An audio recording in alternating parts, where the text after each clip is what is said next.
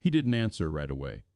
Not because he didn't want to, because his hands were still wet from rinsing dishes, and the question landed in the kitchen like something fragile, like it could break if he moved too fast.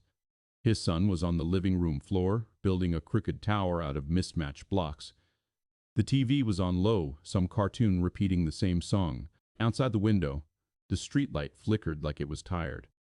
She stood near the doorway, not fully inside, holding her coat, like she wasn't sure she belonged there. Her hair was pulled back, no makeup, just a calm face and eyes that didn't look away. "Will you be my date this weekend?" He dried his hands slowly on a towel that had already been used too many times. He looked at her, and something in his chest tightened, the way it always did when life offered him something good. Because good things never came without a cost. He didn't say yes right away. He nodded first, like his body was answering before his mouth got up. Then he cleared his throat, the sound small and rough in the quiet kitchen. "Yeah," he finally said. "Okay. Yeah." It wasn't smooth, it wasn't confident. It came out like a man agreeing to something he didn't fully believe he deserved. Her face didn't change much, just a slight release around her eyes, like she'd been bracing for him to laugh. "Good," she said, and that was it. No smile that asked for approval, no excitement that felt forced. She just stood there a second longer, like she was making sure she'd heard him right. Then she looked past him toward the living room. His son had paused his tower building to stare at her. Not shy, just curious. Like children always were with strangers who didn't belong in their space. She crouched slightly, not fully down to the floor, but enough to meet him closer. "Hey," she said to him, her voice softer. "That's a pretty serious tower." His son blinked at her, then looked back at his blocks. "It's a spaceship." "A spaceship," she repeated, like the word mattered. "Then it needs strong walls." He watched her pick up one of the blocks, one of the blue ones, and place it carefully at the base. She didn't take over. She didn't try to impress him. She just added one piece and let his son continue. Something about that made the room feel different. Not lighter, just less lonely. When she stood again, she brushed her hands against her coat like she didn't want to leave fingerprints on anything. "I can pick you up," she said, turning back to him, "if you want." He shook his head quickly. "No, it's fine. I'll drive." She didn't argue, just nodded. "What day works?" she asked. He leaned his hip against the counter and tried to think like a normal person, like a man who had weekends free. He didn't. His weekend was laundry, groceries, cleaning, and whatever unexpected thing his son's school decided to send home last minute. He had learned to stop expecting rest. Rest was for other people. "Saturday," he said after a moment. "Evening." Her gaze stayed on him, steady, like she wasn't just hearing the words but checking the space behind them. "Okay," she said. "Saturday." He waited for her to add something. "Where?" "What kind of date?" "Dinner, movie, anything." But she didn't. She just slipped her arms into her coat. "Text me your address," she said. And, "Thank you." The last part came out quieter, almost like she hadn't meant to say it. Then she left. The door clicked shut, and the apartment returned to its usual sounds, the cartoon music, the hum of the fridge, the faint traffic outside. He stood still for a few seconds, holding the dish towel in both hands. His son's voice broke the silence. "Who was that?" He didn't answer right away. He watched his son knock his spaceship tower down on purpose, then rebuild it like nothing had happened. He started. The word didn't come. Friend, date, stranger. None of them fit. "She's someone I met," he said finally. His son frowned. "Is she coming back?" He swallowed. "Saturday," he said. His son shrugged, like that was fine, like adults were always doing weird things. Then he went back to his blocks. But the question stayed in the air long after the tower was rebuilt. "Is she coming back?" He didn't sleep much that night. Not because he was excited. Excitement wasn't what kept him awake anymore. It was the quiet. The kind of quiet that made you notice what your life had become. His apartment was small. 2 bedrooms, 1 bathroom, a living room that doubled as a playroom. A kitchen that always smelled faintly of dish soap and old coffee. The kind of place that never looked clean no matter how much you cleaned it, because the furniture was old and the paint was worn and the floor creaked in the same places. But it was home. It was what he had managed to hold on to. He lay in bed staring at the ceiling fan, listening to it tick slightly every rotation. He'd meant to fix it months ago. It wasn't hard, just tightening a screw. But there was always something else. He thought about her standing in his doorway like she wasn't sure she had the right to be there. He thought about the way she spoke to his son like she wasn't performing kindness, like she actually meant it. He didn't know what bothered him more, that she seemed comfortable in his world, or that she didn't seem impressed by it. Most women he'd met in the last few years had been polite at first, curious, asking questions that sounded like interest but always turned into evaluation. What do you do? How old is your son? Where's his mom? The questions always came in the same order, like a checklist, and then the shift. Not always obvious, sometimes just a subtle change in their voice, their eyes drifting around the apartment, their smile tightening when they realized this wasn't a temporary situation. This was his life. Single dad. No extra money. No flashy career. No freedom. He was tired of watching that moment happen. With her, it hadn't happened. Not yet. That was what scared him. Because if she hadn't pulled away, then maybe she was either reckless or serious. And he wasn't sure which one was worse. He met her 2 weeks earlier. It hadn't been romantic. It had been humiliating. His son had gotten sick at school. Fever. Vomiting. The kind of call every parent dreaded. He'd left work early, ignoring his supervisor's expression, and rushed to the school. By the time he got there, his son was sitting on a bench outside the nurse's office, pale and sweating, his little backpack on the floor beside him. And she was there, not inside the office. Outside, standing near the wall, with a cup of water in her hand. At first, he thought she was a teacher. She looked like someone who belonged in a professional environment. Calm posture. Clean clothes. Nothing flashy, but everything neat.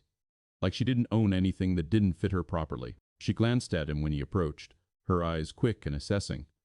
Then she stepped aside without being asked. His son looked up weakly. Daddy. His heart dropped. That word always hit him hard when his son was sick. He crouched immediately, touching his forehead. Hey, buddy, he said softly. You okay? His son shook his head. The nurse opened the door and handed him paperwork, explaining things he already knew. Fever. Needs rest. Monitor him. If it gets worse. He nodded through it all. When he turned back, he realized she was still standing there. She wasn't staring. She wasn't hovering. She was just present. He would have left without saying anything, but his son tugged his sleeve. She helped me, his son whispered. He looked at her again. What did you do? He asked, cautious. She hesitated like she didn't want credit. He was trying not to cry, she said, so I sat with him. That was it. No dramatic story, no praise for herself, just a simple statement. He nodded once. Thank you, he said. She didn't smile. She just nodded back. You're welcome. Then she turned to leave. He would have never seen her again if his son hadn't spoken again. She smells nice, his son said, loud enough for her to hear. His face burned. Jesus, he muttered, adjusting his grip on his son. But she stopped. She looked back over her shoulder. Not annoyed, not amused either. Just thoughtful. What's your name? She asked him. He blinked. The question caught him off guard because no one ever asked like that. Not in that moment. Not when you're holding a sick kid and your shirt is wrinkled and you've got dried coffee on your sleeve. He almost lied. Out of habit. But he didn't. Ethan, he said. Her eyes stayed on his face for a second longer than necessary. I'm Claire, she said. Then she walked away. And that should have been the end. But 3 days later, he saw her again, at the grocery store. It was late, almost 9. He'd been trying to shop quickly, pushing his cart with one hand, while his son sat in the child's seat, half asleep and clutching a box of cereal like it was a stuffed animal. Ethan's mind was on prices, coupons, the total in his head as he picked up each item, Milk, bread, chicken, cheap fruit, nothing extra. Then he turned down the aisle and nearly collided with her. Claire was holding a basket with only a few things in it.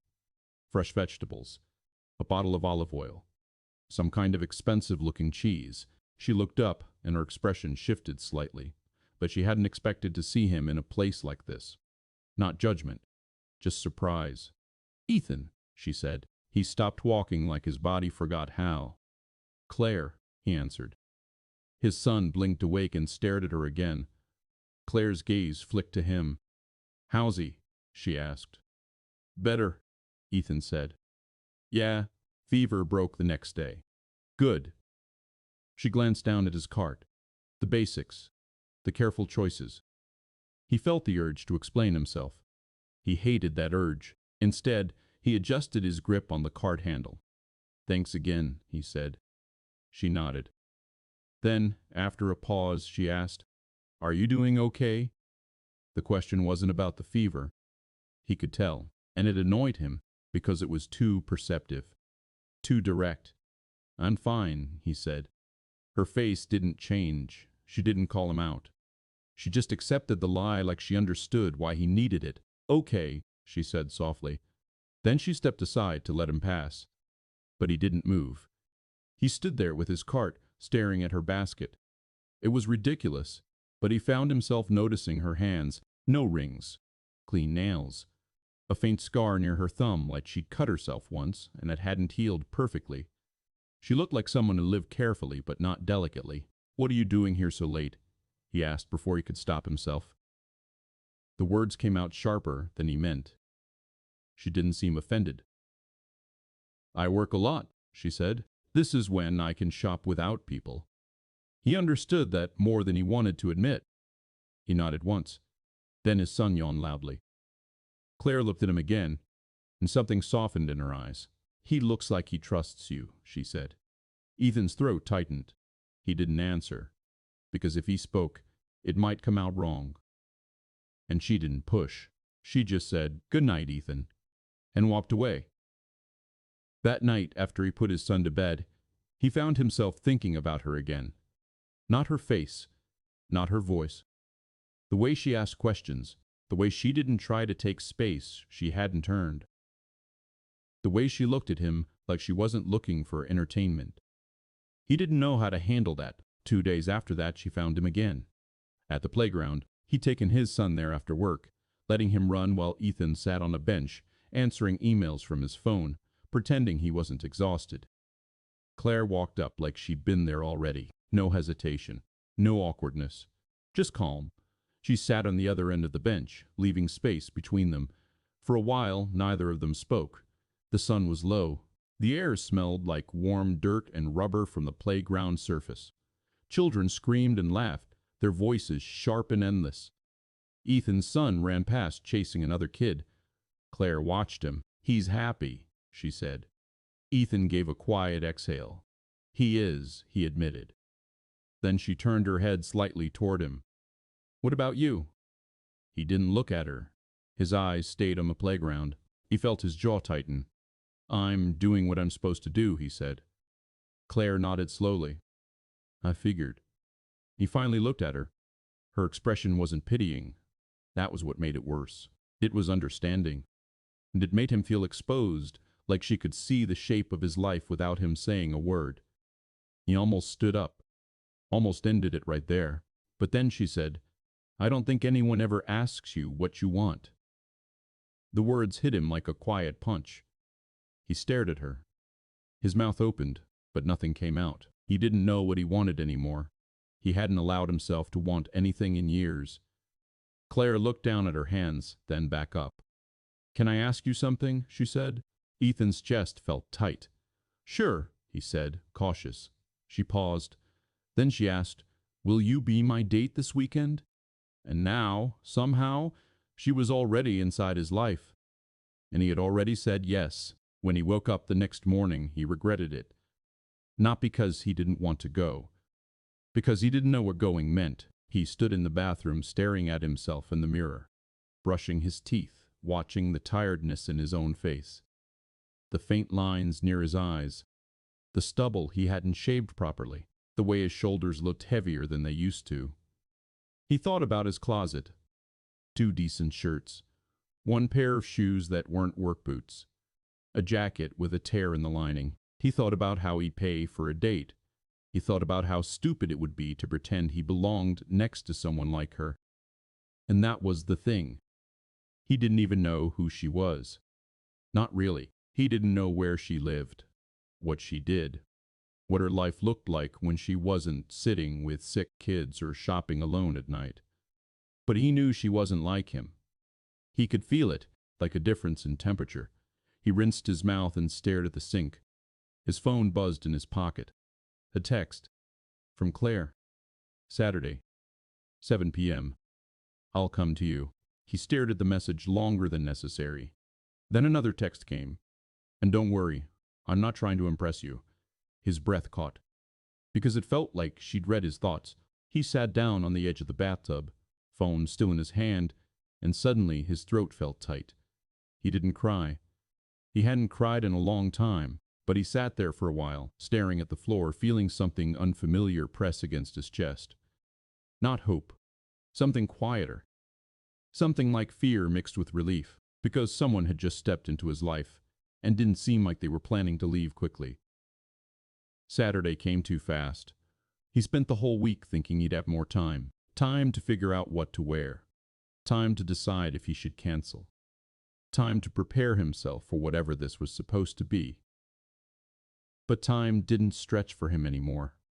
It never did. Friday night he stayed up late folding laundry, trying to make the apartment look less like a place where a child lived. That was a stupid thought. A child did live here. The evidence wasn't something to hide. Still, he picked up toys off the floor, wiped fingerprints off the coffee table, cleaned the bathroom sink twice like that would somehow make him look more put together.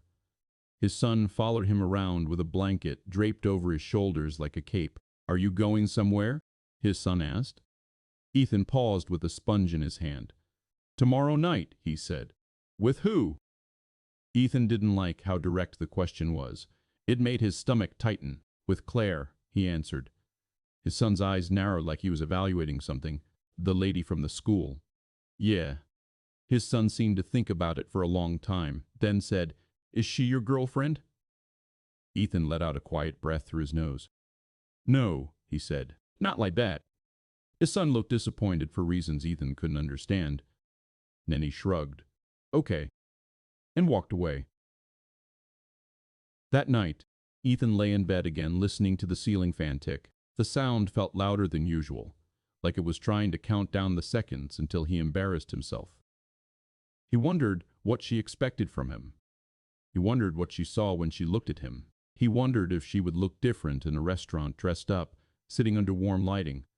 He wondered if she would suddenly seem too far away, and underneath all of it, there was a thought he tried not to touch. If this goes well, what happens after? He didn't have room in his life for complications, but he also didn't have room for another quiet year that felt exactly like the last. Saturday afternoon, he took his son to his sister's house. His sister, Maria, opened the door with her hair tied up and a dish towel thrown over her shoulder. The smell of fried onions hit him immediately. She looked at him, then looked at his son. Oh, she said slowly. So you're alive. Ethan gave a tired smile. Hi to you too. Maria crouched down and hugged his son tightly. His son clung to her like he'd been waiting for it all week. Hey, my baby, she said. You ready for Auntie's house? His son nodded hard. Maria stood back up and turned her eyes on Ethan. So, she said, where are you going tonight? Ethan shifted his weight, already regretting coming here. Just out, he said. Maria's eyebrows rose. Out where? He didn't answer right away. Maria didn't blink. She had always been like that, patient in the most irritating way. Ethan sighed. It's a date, he admitted. Maria's face changed instantly. Not surprise, not exactly. Something like satisfaction. Oh my God, she whispered like she was witnessing history. A date. Ethan frowned. Don't make it weird. Maria smiled wider. I'm not making it weird. You're the one acting like you're going to court. He shook his head, glancing toward his son, but his son was already running into the living room. Maria lowered her voice. "Who is she?" she asked. "Her name is Claire." Maria waited, expecting more. "That's it," she said. "That's it," Ethan replied. Maria studied him, and he could feel her trying to see through him. "Do you like her?" she asked. Ethan's throat tightened. He hated that question because it wasn't simple. "I don't know," he said honestly. Maria's smile faded just a little. Then she nodded, like she respected that answer. "Well," she said, "don't ruin it by being a coward." Ethan stared at her. "Thanks," he said flatly. Maria patted his shoulder. "Any time." He left his son there, gave him a kiss on the forehead, and walked back out to his car feeling like he'd just handed someone his heart, without knowing if he'd ever get it back. At 6:30, he showered. At 6:45, he stood in his bedroom staring at his closet. He pulled out a button-down shirt that still had a faint crease from the last time he wore at his cousin's wedding 2 years ago. It fit a little tighter now, not because he gained weight, but because his body had changed from stress and exhaustion. Less softness, more tension. He put it on anyway. He tried on his shoes and noticed the scuff marks near the toes. He rubbed them with his thumb like that would erase them. He looked at himself in the mirror. He didn't look terrible, but he didn't look like a man going on a date either. He looked like someone pretending. At exactly 7, there was a knock at the door. Not loud, not impatient, just a simple knock, like she didn't want to disturb anything. Ethan's stomach tightened. He walked to the door slowly, then opened it. Claire stood there, and for a second he couldn't speak. She wasn't dressed in anything flashy. No glittering dress, no heels that screamed money, no heavy perfume. She wore a dark coat that fit her perfectly and a simple dress underneath black, knee-length, clean lines. Her hair was down now, loose around her shoulders. She looked like someone who had taken time, but not like she was trying to be someone else. Her eyes met his. "Hi," she said. Her voice was the same. Calm. Low. Ethan swallowed. "Hi," he answered. She looked past him into the apartment, taking it in without scanning, without that subtle flinch he'd seen in other people. "Your place feels warm," she said quietly. He almost laughed. It wasn't warm. It was small and slightly cluttered and always smelled like laundry detergent. But something about the way she said it made him believe she meant it. He stepped aside. "You want to come in for a minute?" Claire hesitated. Then she nodded and stepped inside. She stood near the living room, looking at the blocks scattered on the floor, the blanket draped over the couch, the framed drawing his son had made taped crookedly on the wall. "You live here," she said. It wasn't a judgment. It sounded like an observation she found comforting. Ethan closed the door. "Yeah," he said. "It's just me and him." Claire turned slightly, facing him. "You look nice," she said. Ethan's face felt hot. "So do you," he replied awkwardly. Claire's mouth curved faintly, not quite a smile. "Ready?" she asked. He nodded. Then he grabbed his jacket. Before they left, he looked around the apartment one more time, the way he always did when he left, even for 5 minutes, a habit built from years of responsibility. Claire watched him do it. She didn't ask why. They walked down the hallway to the elevator.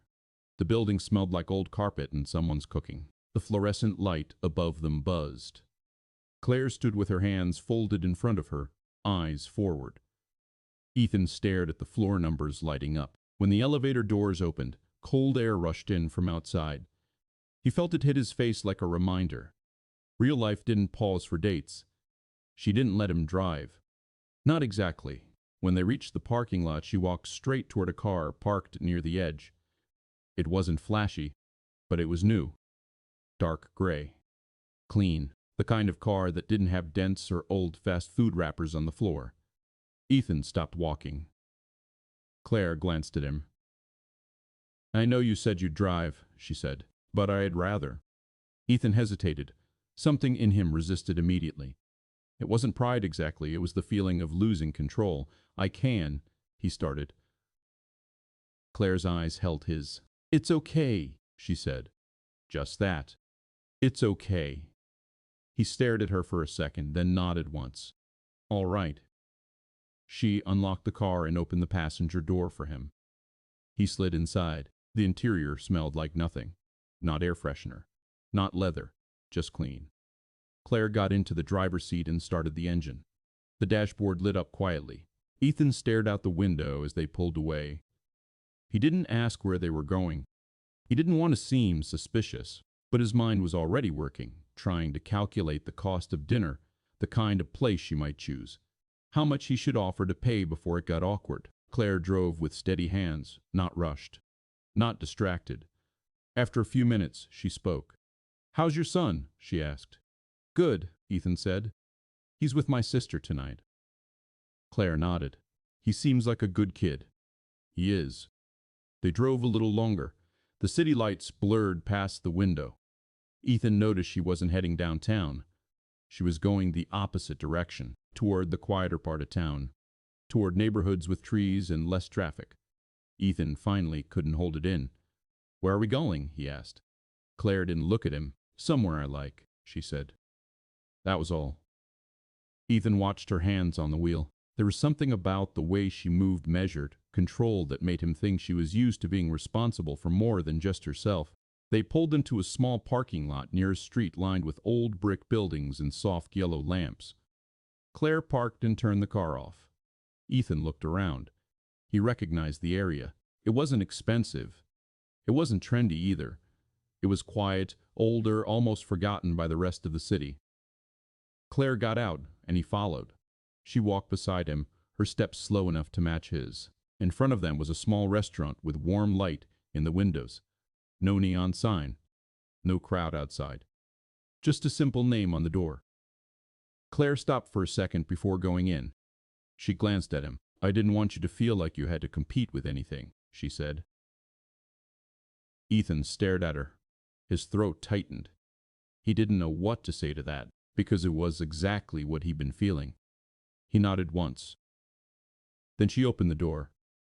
Inside, it smelled like bread and wine and something slow cooked. There was quiet music playing, not loud enough to force conversation. The hostess greeted Claire by name. Ethan noticed that immediately.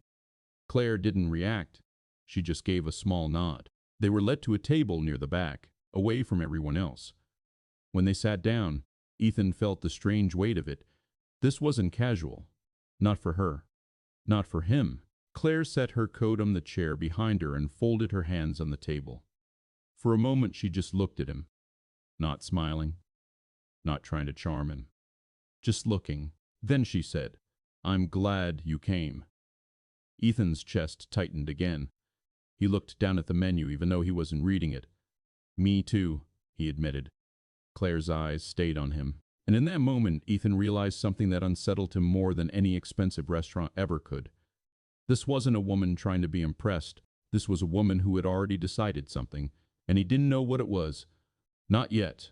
He kept studying the prices on the menu like they might change if he stared long enough. They didn't. They weren't outrageous. Not the kind of place that required reservations months ahead, but not cheap either. Not somewhere he would have walked into on his own without checking his bank app first. Claire didn't open her menu right away.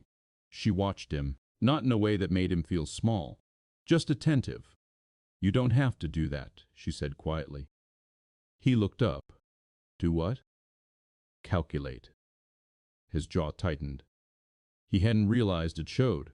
"I'm just looking," he said. She nodded once, accepting the half-truth. When the waiter came, Claire ordered first. Simple. Grilled fish, water. Nothing dramatic. Ethan ordered something close to the middle of the price range and told himself he'd deal with it later. When the waiter left, there was a pause. Not awkward, just heavy. Claire folded her hands on the table again. "You seem like you're always bracing," she said. He blinked. "For what?" "I don't know," she replied. "Impact." He let out a quiet breath through his nose. "That's dramatic," he said. "I don't think so." Her voice stayed even. Not defensive, just steady. He leaned back slightly in his chair, crossing his arms without meaning to. "I've just learned not to assume things go smoothly," he said. She nodded slowly, like she understood that without him explaining. "Has it always been like that?" she asked. The question slid under his skin. He didn't want to get into his past. Not on the first date. Not ever, really. Not always, he said carefully. But long enough, she replied. He looked at her sharply. You're good at this, he said. At what? Reading people. She tilted her head slightly. I listen. He held her gaze for a few seconds longer than necessary. Then he looked away. Their food came, giving him an excuse to focus on something else. He picked up his fork, cut into the chicken, chewed slowly. Claire ate without rushing, without performing. For a while, they talked about ordinary things. His son's school, the park near his apartment, a new grocery store opening 2 blocks away. She asked about his job. He hesitated before answering. I manage inventory for a warehouse, he said. She didn't flinch, didn't try to mask disappointment. That sounds exhausting, she said instead. He gave a short laugh. It is. What time do you start? 6. You still pick him up from school? Yeah. She nodded. You don't complain about it, she said. He shrugged. What's the point? Claire looked at him like she wanted to say something more, but she didn't. Instead, she asked, do you ever think about doing something else? The question hit him harder than it should have. Like what? He asked. I don't know, she said. Something you actually want. He stared at his plate. I wanted different things when I was younger, he said slowly. That doesn't mean they were realistic. Claire didn't interrupt. He found himself continuing. I thought I'd travel, maybe open a small auto shop, work for myself. He paused. Then life happened. He hadn't meant to say that much. Claire's fingers traced the rim of her glass. What does life happened mean? She asked. He met her eyes again.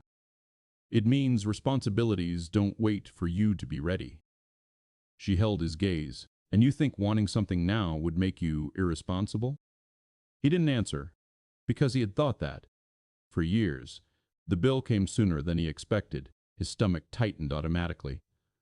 Claire reached for it at the same time he did. Their fingers brushed. He pulled back first. I've got it, he said quickly. Claire looked at him, unreadable. I asked you out, she said. That doesn't mean I can't pay. She held his gaze for a long second. He felt like he was being tested, though she hadn't said anything sharp. Finally, she nodded once. Okay. She let him take the bill. He didn't look at the total until she turned away slightly. It hurt more than he'd admit. But he paid it. When they stepped back outside, the air felt colder than before. They walked side by side down the quiet street. Neither of them spoke for a minute. Then Claire said, You don't like feeling taken care of. It wasn't a question. He exhaled. No, he admitted. Why? He stopped walking. The street lamp above them cast a soft yellow light across her face. Because it doesn't last, he said. She didn't react right away. Has it not lasted before? She asked. He swallowed. My son's mom left when he was 3, he said quietly. There it was. He hadn't planned to say it. But once it was out, it hung between them like something fragile. Claire's face softened, but not with pity. With no warning? She asked. He nodded. One day she just decided she couldn't do it anymore. Claire let the silence stretch. That must have been hard, she said. He gave a small, humorless smile. It was. They resumed walking. He didn't know why he felt lighter after saying it. Maybe because he was tired of pretending he wasn't shaped by that. At the end of the street, Claire stopped again. There's somewhere else I'd like to go, she said. He looked at her, cautious. Now? Yes. He checked his phone automatically. It wasn't late yet. His sister hadn't texted.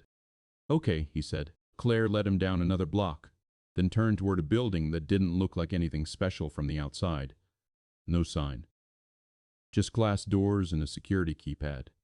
Ethan slowed. What is this? He asked. Claire stepped up to the keypad and entered a code. The door clicked open. She looked back at him. Trust me, she said. He hesitated. It wasn't fear exactly. It was that familiar bracing again. But he stepped inside. The lobby was quiet. Marble floors, soft lighting, the kind of place that didn't smell like cleaning products or old carpet. Claire walked toward the elevator like she belonged there. Ethan followed, his footsteps louder than he liked against the polished floor. Inside the elevator, he finally asked, "Do you live here?" Claire looked at him. "Yes." The elevator doors closed. His pulse ticked up slightly. He didn't know what he'd expected. A small apartment like his, maybe a slightly nicer one. But this building didn't look like that. The elevator moved smoothly upward, higher than he was comfortable with. He watched the numbers light up. 5, 7, 10, 12, 12. It stopped at 14. Claire stepped out first. The hallway was silent. Carpet thick enough to swallow sound. She walked to the end and unlocked a door. When it opened, Ethan felt something shift in his chest. The space inside wasn't just bigger. It was open. Floor-to-ceiling windows looking out over the city. Clean lines, modern furniture. No clutter. It looked like a place in a magazine. He stood in the doorway for a second too long. Claire noticed. "You don't have to come in," she said gently. That snapped him out of it. "I'm fine," he said. He stepped inside. The door closed behind them with a quiet click, and suddenly he felt very aware of the difference between his life and hers. Not in a jealous way. In a measurable way. Claire walked to the windows and looked out. Ethan stayed near the entrance, unsure where to stand. "It's quieter up here," she said. He finally moved farther into the room. "You didn't mention you lived in a place like this," he said. "You didn't ask."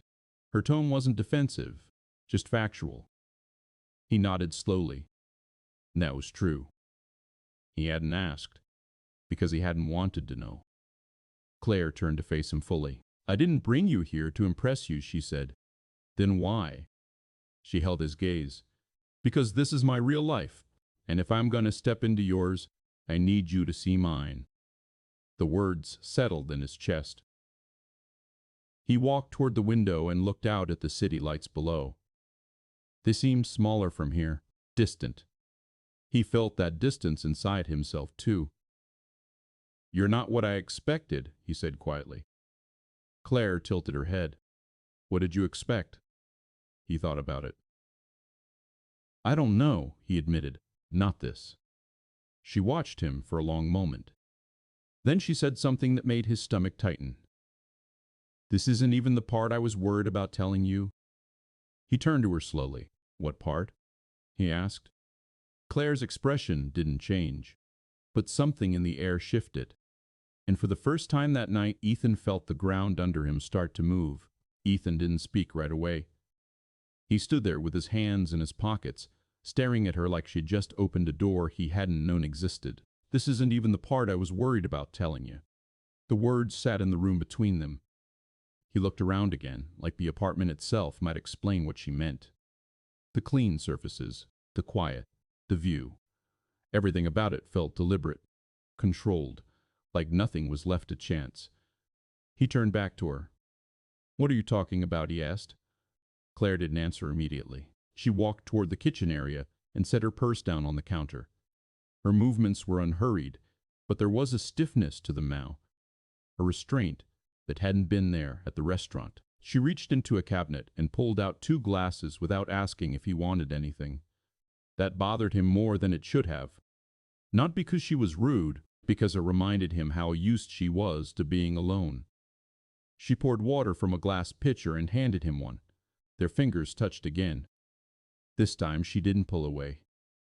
Ethan took the glass. "Claire," he said, quieter, "what part were you worried about?" She looked at him for a long moment. Then she walked toward the couch and sat down, crossing her legs carefully. She held her own glass in both hands, like she needed the cold against her skin. "You're going to think I lied to you?" she said. Ethan felt his stomach tighten. "Did you?" he asked. Claire exhaled, slow.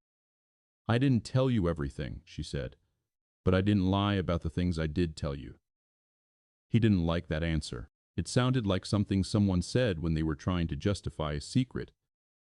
He sat down, but not on the couch. On the chair across from her. A little distance.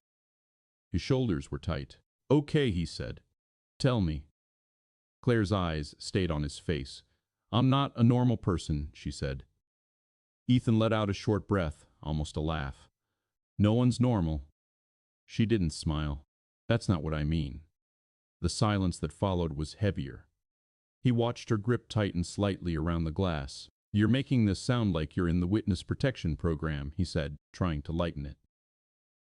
Claire's mouth moved, like she wanted to smile, but it didn't reach her eyes.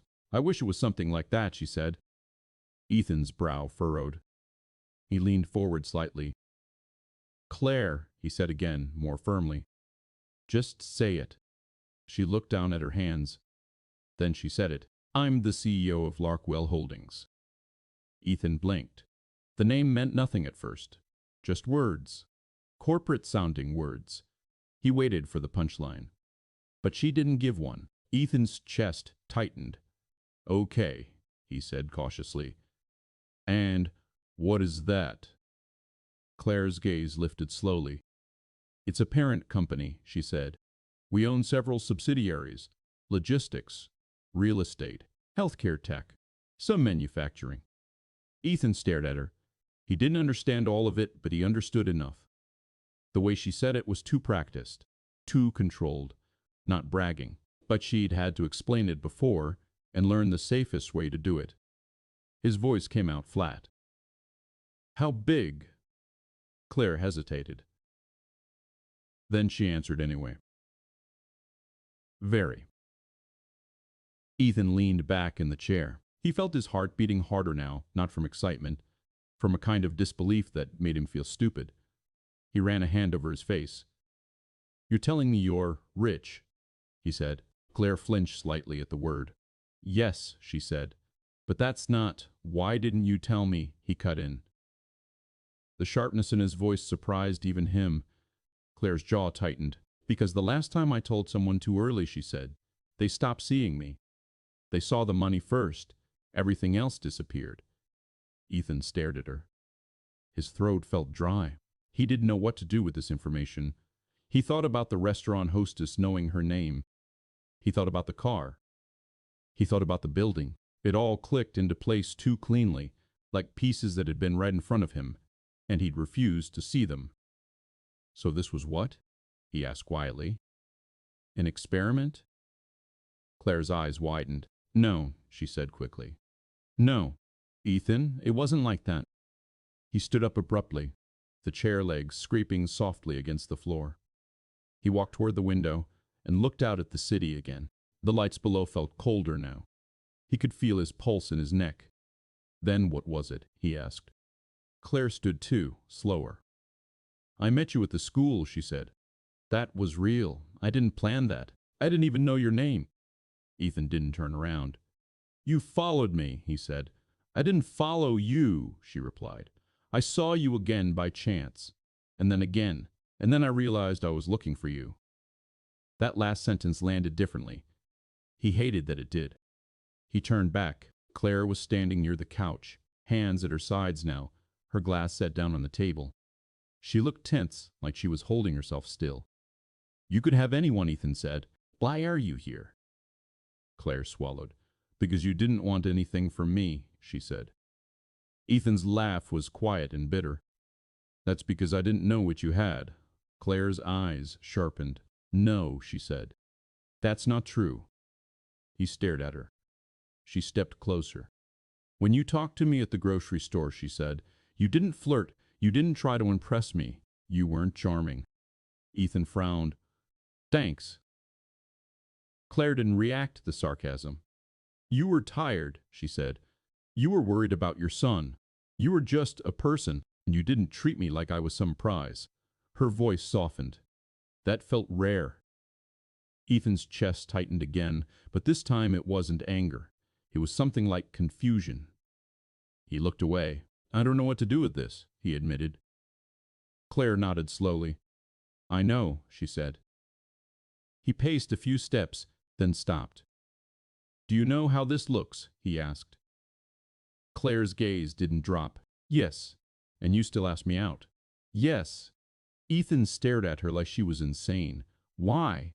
Claire hesitated. Then she said, because I'm lonely. The honesty in her voice was quiet, almost blunt. Not dramatic, just true. Ethan felt the air leave his lungs slowly. He didn't expect that answer. He had expected a reason that made sense on paper. Something polished, something impressive. Not loneliness. Not that. He stood there in the middle of her perfect living room wearing a shirt that didn't fit quite right, holding a cheap glass of water, and felt the strange sensation of being the one with power for once. Because he could leave. And she knew it. Claire stepped closer again, but she didn't touch him. I didn't tell you because I wanted you to see me first, she said. And I wanted to see you without you trying to be someone else. Ethan's jaw clenched. You think I wouldn't have come if I knew? He asked. Claire didn't answer. That was answer enough. Ethan turned his head slightly, looking at the kitchen, the spotless counter, the quiet lights under the cabinets. Everything looked like it belonged to someone who had time, someone who wasn't drowning. He thought about his own apartment, the blocks on the floor, the ceiling fan ticking, the smell of old coffee, the bills on the counter. He felt something hard rise in his chest. Not jealousy, not resentment, pride, the kind that made him want to protect what little dignity he had left. You should have told me, he said. Claire nodded. I know. Ethan stared at her for a long moment. Then he said, how much are you worth? The question came out before he could stop it. He regretted it immediately. Claire's face tightened, but she didn't look offended. She looked tired. I don't like that question, she said quietly. Ethan swallowed. Neither do I, he admitted. Silence again. Then Claire said, I'm not trying to buy you. He looked at her sharply. I didn't say you were. But you're thinking it, she replied. Ethan didn't deny it, because he was. Not in a greedy way, in a fearful way. He took a slow breath. I don't want to be someone's charity case, he said. Claire's eyes softened. You're not, she said. And if you ever feel like you are, I want you to tell me. He stared at her. He didn't know what to say to that. His throat felt tight again, and he hated that. He hated how quickly she got under his skin. He hated how calm she stayed while his entire sense of reality shifted. He looked down at his hands. They were rough, slightly cracked near the knuckles, the hands of someone who worked for a living. He looked up at her again. She looked like someone who had never had to worry about rent. And yet her eyes looked tired in a way he recognized, a different kind of tired. The kind that didn't come from lack of sleep. It came from carrying too much alone. Ethan exhaled slowly. You could have told me at dinner, he said. Or before. You could have let me decide. Claire nodded again. I should have. He studied her face. She wasn't begging him to stay. She wasn't offering him money to make it easier. She was just standing there, waiting for him to choose. And that unsettled him more than the truth itself. He took a step toward the door. Claire didn't move. He reached for his jacket. Then he stopped. He stood there with his hand on the fabric, frozen, like his body couldn't decide what it wanted. Claire's voice came quietly from behind him. I don't need you to forgive me tonight, she said. But I need you to understand something. Ethan didn't turn around. What? He asked. Her voice was steady, but there was something strained underneath it. When I asked you to be my date, she said, it wasn't because I wanted someone impressive. I have impressive people around me all day. They're everywhere. He could hear her take a breath. I asked you because you looked like someone who still cared about doing the right thing, even when no one was watching. Ethan closed his eyes briefly. That hit him in a place he didn't like to touch. He opened them again. Slowly, he turned around. Claire was standing in the same spot. Her shoulders were tense, but she didn't shrink. Ethan stared at her for a long time. Then he asked, quietly, What happened to you? Claire blinked, caught off guard. What do you mean? He stepped closer. You don't get this kind of money and still look like you're waiting for someone to leave, he said. So what happened? Claire's lips parted slightly. For a moment she didn't answer. Then she looked away, just for a second, like her eyes couldn't hold his anymore. And when she spoke, her voice was lower. "My father died," she said, "and he left me everything. The company, the mess, the people who hated him, the people who wanted what he built." She swallowed. "And since then, no one has ever looked at me the way you looked at me, the way you looked at me at that school. Like I was just a person standing in a hallway." Ethan felt his chest tighten. He didn't move. Claire's gaze came back to his. "I didn't want to lose that," she said. He stood there, breathing slowly, feeling the weight of it settle. Then his phone buzzed in his pocket. The sound was sudden, loud in the quiet room. He pulled it out. A text from Maria. "He's asleep. Everything's fine. Don't be stupid." Ethan stared at the screen. He felt a strange pressure behind his eyes. He put the phone back in his pocket. Claire watched him carefully. Ethan looked at her. "You should have told me," he repeated, quieter now. Claire nodded. "I know." Ethan exhaled. Then, slowly, he sat back down. Not because everything was okay, not because he trusted her completely, but because leaving felt like the kind of mistake he would regret in a way that didn't fade. Claire didn't smile. She just sat down too, across from him, like she was afraid to move too fast. The city lights flickered behind her in the window. Ethan stared at her hands. Then he said, "If this goes anywhere, I need you to understand something." Claire's voice was careful. "Okay." Ethan swallowed. "My son comes first," he said. "Always. I don't care who you are or what you have. If you can't handle that, then this ends now." Claire's eyes didn't waver. "I can handle that," she said. He watched her closely, trying to see if she was lying, but her voice didn't shake, and her face didn't try to charm him into believing her. She just said it like it was obvious. Ethan nodded once. Then he leaned back and rubbed his forehead. The adrenaline was fading, leaving exhaustion behind. Claire spoke again, softer. "I'm sorry," she said, "for not telling you sooner." Ethan didn't answer immediately. Then he said, "I believe you didn't do it to manipulate me." Claire's shoulders loosened slightly. "But," he added, "I don't know if I believe you understand what this kind of difference does to people." Claire's mouth tightened. "I do," she said. Ethan looked at her. "Do you?" he asked. Claire's gaze dropped for a second. Then she looked back up. "I've watched it destroy relationships," she admitted.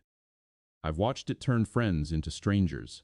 I've watched people smile at me while calculating what they could take." Her voice stayed calm, but Ethan could hear something raw underneath. "I don't want to live like that anymore," she said. "And when I met you, you felt like a way out." Ethan stared at her. The words didn't sound romantic. They sounded desperate. That scared him, because he knew what desperation could do. He stood again, but this time he didn't go to the door. He walked closer to her. She looked up at him, her expression unreadable. Ethan's voice came out low. "I'm not your escape," he said. Claire's eyes held his. "I know," she whispered. "I'm sorry." He stood there for a second longer. Then he sat down beside her on the couch, leaving a small space between them. Not close, not far, just enough to feel the heat of another person without crossing a line. They sat like that for a while. The city outside kept moving.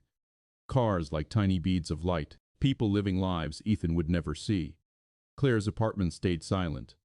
Ethan finally spoke, his voice quieter than before. "What happens now?" he asked. Claire looked at him. "I don't know," she said, "but I want to find out, if you do." Ethan didn't answer right away. He stared out the window. Then, slowly, he nodded. "I do," he said, and for the first time that night, Claire's expression softened into something almost like relief. Not joy, not triumph, just the look of someone who had been holding their breath too long. Ethan sat there beside her, feeling the weight of what he'd just agreed to. Because it wasn't just a date anymore. It was a door. And once you walked through a door like that, you didn't always get to go back. The second time he entered her building, it felt different. Not because it was less impressive, because he knew what it meant now. The lobby didn't just look expensive. It looked guarded, intentional, the kind of place designed to keep certain people out. He was aware of his shoes again. The faint crease in his shirt, the way his hands didn't belong in spaces with polished stone and quiet lighting. Claire noticed the way he slowed near the elevator. "You don't have to come up," she said. He gave her a look. "I'm already here." She nodded once and pressed the button. They hadn't seen each other for 4 days after that first night. Not because they argued. Not because they agreed on everything either. It was more careful. Texts mostly. Short. "How's your son? He lost another tooth today. Did he put it under his pillow?" "Yeah." Inflation's hitting the tooth fairy hard. She'd sent a laughing emoji, then deleted it, then sent a period instead. He'd stared at that period longer than he should have. He didn't know how to date someone like her. He didn't know what the rules were. The elevator doors opened. They stepped inside. Claire stood with her hands loosely clasped in front of her, like always. Controlled posture. No wasted movement. Ethan watched the numbers climb again. 14. The doors opened to the same thick carpet and quiet hallway. But this time, before they reached her apartment door, a man stepped out from another unit down the hall. Mid-40s. Suit. Clean haircut. Phone pressed to his ear. He stopped when he saw Claire. His conversation cut off mid-sentence. "Claire," he said, lowering the phone slowly. His eyes shifted to Ethan. They didn't linger long, but the evaluation was immediate. Fast. Efficient. Claire's expression changed, but only slightly. A subtle tightening near her jaw. "Mark," she said. The man ended his call and slipped the phone into his pocket. "I wasn't expecting you back tonight," he said. "I don't report my movements," she replied evenly. Mark's mouth curved into something that wasn't quite a smile. "Of course not." His eyes flicked to Ethan again. "And this is?" Ethan felt his shoulders stiffen. He didn't step forward, didn't offer his hand. Claire didn't hesitate. "This is Ethan," she said. "Just that. Not friend, not colleague, just his name." Mark extended his hand anyway. Ethan looked at it for half a second, then shook it. Mark's grip was firm, calculated. "Nice to meet you," Mark said, but his eyes didn't match the words. Ethan released his hand. "You too." There was a beat of silence. Mark turned his attention back to Claire. "We'll need to talk before Monday," he said. "The board isn't thrilled." Claire's expression didn't shift. "I'm aware," she said. Mark gave a small nod, then stepped back toward his door. "Good night, Claire." His gaze brushed Ethan one more time before he disappeared inside. The hallway felt colder after he left. Ethan looked at her. "Bored?" he asked. Claire unlocked her door. "Work," she said. He followed her inside. The apartment lights came on automatically as they entered. He watched her take off her coat, slower than usual. "Is he one of the people who wants what your father built?" he asked. Claire glanced at him. "Yes." She said it simply. Ethan walked toward the window, looking out at the city again. He didn't speak for a minute. Then he said, "Does he know about me?" Claire paused. "I don't think he cares," she said. "That wasn't my question." She met his eyes. "No," she said. "He doesn't." Ethan nodded slowly. He didn't like the feeling creeping into his chest. Not jealousy, something else. Exposure. Claire moved to the kitchen and poured herself water again. "You're quiet," she said. "I'm thinking." "About?" He looked at her. "You live in a world that watches you." Claire's hand stilled slightly around the glass. "Yes, and you brought me into it." She didn't respond immediately. Then she said, "I didn't bring you into anything yet." Ethan let out a short breath. "That guy didn't look at me like I was invisible." Claire's mouth tightened. "He looks at everyone like they're a transaction," she said. "Am I?" Ethan asked. The question slipped out before he could stop it. Claire stared at him. No, she said firmly. He held her gaze. Then his phone rang. Not a text. A call. He frowned and pulled it from his pocket. Maria. His chest tightened instantly. He answered without thinking. Hey. Maria's voice was sharp. You need to come to the hospital. Everything in him went still. What? He said. He fell, she replied quickly. Off the couch. He hit his head. He's conscious, but he's bleeding, and I don't like it. Ethan was already moving.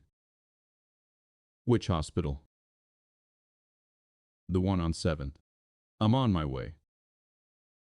He hung up without saying goodbye. Claire was already standing. What happened? She asked.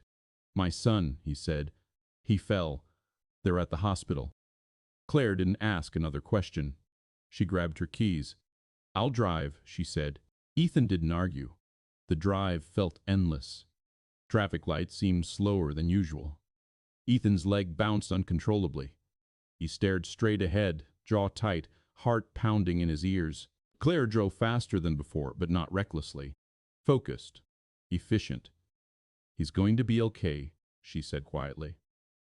Ethan didn't answer. He couldn't. His mind was already in a hospital room, imagining worst-case scenarios he couldn't stop. They pulled into the emergency entrance. Ethan was out of the car before it fully stopped. Claire followed. The hospital doors slid open with that sterile rush of cold air and antiseptic smell. He spotted Maria immediately in the waiting area, pacing. When she saw him, relief washed over her face. He's back there, she said. They're stitching it. It looks worse than it is. Ethan exhaled for what felt like the first time. Is he crying? He asked. Maria gave a small, shaky laugh. He asked if the doctor was going to charge him. Ethan's mouth twitched. That sounded like his kid. A nurse stepped out and waved him back. He glanced at Claire. She stood a few steps behind him, hands at her sides. Go, she said softly. He nodded once and followed the nurse. His son sat on a hospital bed with a small bandage near his hairline. His eyes were red but dry. Hey, buddy, Ethan said immediately, crossing the room. His son's face lit up a little. Daddy. Ethan placed a hand gently on his shoulder. You scared me, he said. His son looked guilty. I didn't mean to. I know. The doctor explained it was a minor cut. A few stitches, nothing serious. Ethan listened carefully, asking questions, nodding at instructions. When it was over and his son was calmer, he stepped back into the waiting area. Claire was still there. She hadn't left. Maria looked between them. Hi, Maria said slowly. Claire gave a polite nod. Hi. Ethan rubbed his face with both hands. He's okay, he said. Claire's shoulders relaxed slightly. Good. Maria studied Claire openly. Friend? She asked Ethan quietly. Ethan hesitated. Then he said, yeah. Claire didn't correct him. They drove back to Maria's house in near silence. His son had fallen asleep in the back seat. Ethan turned slightly in his seat to look at him, just to be sure he was breathing evenly. Claire drove carefully this time, slower. When they pulled into the driveway, Ethan didn't move right away. He stared at the house. Then he said, You didn't have to come. Claire looked at him. Yes, I did. He frowned slightly. Why? Her voice was steady. Because if I'm going to be in your life at all, I don't get to disappear when it's inconvenient. The words settled into him. He looked at her longer than usual. You don't know what you're signing up for, he said. Claire didn't blink. I know enough. He opened the door quietly so he wouldn't wake his son. He lifted him carefully from the back seat, holding him close. As he walked toward the house, he glanced back once. Claire was still sitting in the driver's seat watching, not intruding, not claiming space, just present. And for the first time since learning who she was, Ethan didn't feel small next to her. He felt steady. But he also felt something else creeping in.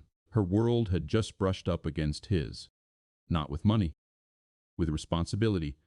And he knew this wouldn't be the last time those worlds collided. Not gently.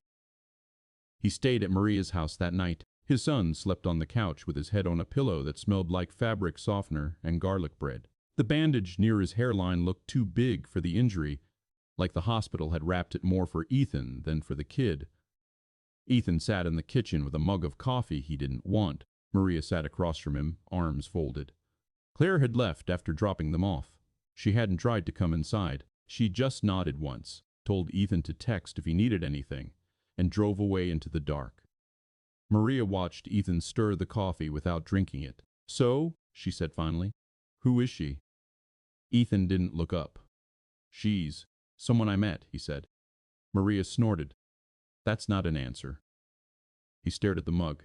He could still see Claire's hands on the steering wheel. Calm, controlled, like panic didn't exist in her world. "But she'd come anyway," he said quietly. "She's not who you think." Maria leaned forward. "Try me." Ethan hesitated. It felt stupid saying it out loud, like he was about to tell his sister he'd been dating a ghost. "She's a CEO," he said. Maria blinked. "Okay." Ethan's eyes flicked up briefly, not like a manager, a real CEO. Maria stared at him, then her expression changed, slowly. "Oh." Ethan nodded once. Maria leaned back in her chair, mouth slightly open. "How rich?" she asked. Ethan's jaw tightened. "I don't know." Maria exhaled a sharp laugh like she couldn't help it. "Ethan, no, no way." He didn't respond. Maria's face shifted again, more serious now. "And she's dating you?" He looked at her. "She asked me out." Maria shook her head slowly. "That's either the best thing that's ever happened to you or the worst." Ethan gave a quiet, humorless smile. "Yeah." Maria studied him for a long moment. "You like her," she said. It wasn't a question. Ethan stared down at his coffee. He didn't answer. Maria didn't push. She just nodded like she already knew. Then she said, "Just don't let her world swallow you." Ethan's throat tightened slightly. "I won't," he said. But even as he said it, he wasn't sure. 2 days later, Claire showed up again, not at his apartment, at his job. He saw her from across the warehouse floor and thought, for a second, his mind was playing a trick on him. She stood near the entrance wearing a long coat, her hair pulled back, speaking quietly to the security guard. She looked completely out of place among forklifts and stacked pallets. Ethan's coworker Vince noticed too. "Yo," Vince muttered, elbowing him. "That's your wife or something." Ethan didn't answer. He walked toward her, his boots heavy against the concrete. As he got closer, he realized she wasn't nervous. She looked calm, but her eyes were scanning the room in a way that made his skin prickle, like she was checking exits, people, movement. When she saw him, her face softened slightly. "Hi," she said. Ethan stopped in front of her. "What are you doing here?" he asked quietly. Claire's gaze held his. "I needed to see you," she said. His stomach tightened. "Is something wrong?" Claire hesitated. Then she said, "Can we talk somewhere private?" Ethan looked around. The warehouse didn't have private. "Office," he said. He led her through the aisles, past workers who stared openly now. He could feel eyes following them, whispering already starting. He didn't care. Not right now. In the small supervisor office, he closed the door behind them. The space smelled like paper and stale air. A calendar hung crookedly on the wall. A cheap desk fan rattled in the corner. Claire stood there, looking around like she was absorbing the difference between their worlds. Ethan crossed his arms. "What happened?" he asked again. Claire exhaled. "Someone followed me last night," she said. Ethan's stomach dropped. "Followed you?" Claire nodded. "From my building. I noticed the car. Same one twice. And then this morning, my assistant told me there were 2 men asking questions at the lobby." Ethan stared at her. "Who?" Claire's voice lowered. "I don't know yet." Ethan felt his jaw tighten. He didn't like how calmly she said it, like being followed was a normal inconvenience. "Did you call the police?" he asked. Claire shook her head. "No. Why not?" Claire looked at him, her expression restrained. "Because it's not that simple." Ethan let out a slow breath. His chest felt tight again. "What does that mean?" Claire hesitated. Then she said, "My father made enemies. People with money. People with power. People who don't want headlines." Ethan stared at her. He tried to process it. It sounded unreal, like something from a movie. But her eyes weren't theatrical. They were tired. Real. Ethan leaned back against the desk, his hands gripping the edge. "Why are you telling me this?" he asked. Claire's gaze didn't drop. "Because I think it might involve you." His stomach turned. "What?" Claire took a step closer. "I didn't tell anyone about you," she said. "But Mark saw you in the hallway, and he's been pushing, asking questions. Not directly, just probing." Ethan's voice came out low. "You think he sent someone?" Claire shook her head quickly. "No, not him. Not exactly." Ethan stared at her. "Then who?" Claire's eyes narrowed slightly, like she was trying to decide how much to say. "There's a group," she said quietly. "Investors. Old partners. People who were loyal to my father. They don't want me in control." Ethan felt something cold move through his chest. "And they're following you," he said. Claire nodded. Ethan stared at her, then glanced at the office door. The warehouse suddenly felt less safe. He wasn't used to threats like that. Not this kind. His world had dangers, but they were simple. Bills, accidents, getting sick, losing your job. This was different. This was human intent. He looked back at her. "And you came here," he said slowly, "because you think they might come near me." Claire's voice softened. "I didn't want you blindsided." Ethan's jaw clenched. "He shouldn't be here," he said. Claire blinked. "What?" Ethan stepped closer, his voice lower now. "You standing in my workplace makes it easier," he said, "for anyone watching you to see me, to connect me." Claire's expression tightened. "I didn't think—" "No," Ethan cut in, sharper than he meant. "You didn't. Because you're used to being the one people watch. You're not used to someone else getting dragged into it." Claire went still. Ethan exhaled hard and ran a hand through his hair. He felt guilty immediately. But it didn't erase the truth. Claire looked at him, her voice quiet. "I'm sorry." Ethan stared at her. He could see she meant it. That made it worse. Because now he couldn't just be angry. He had to be responsible.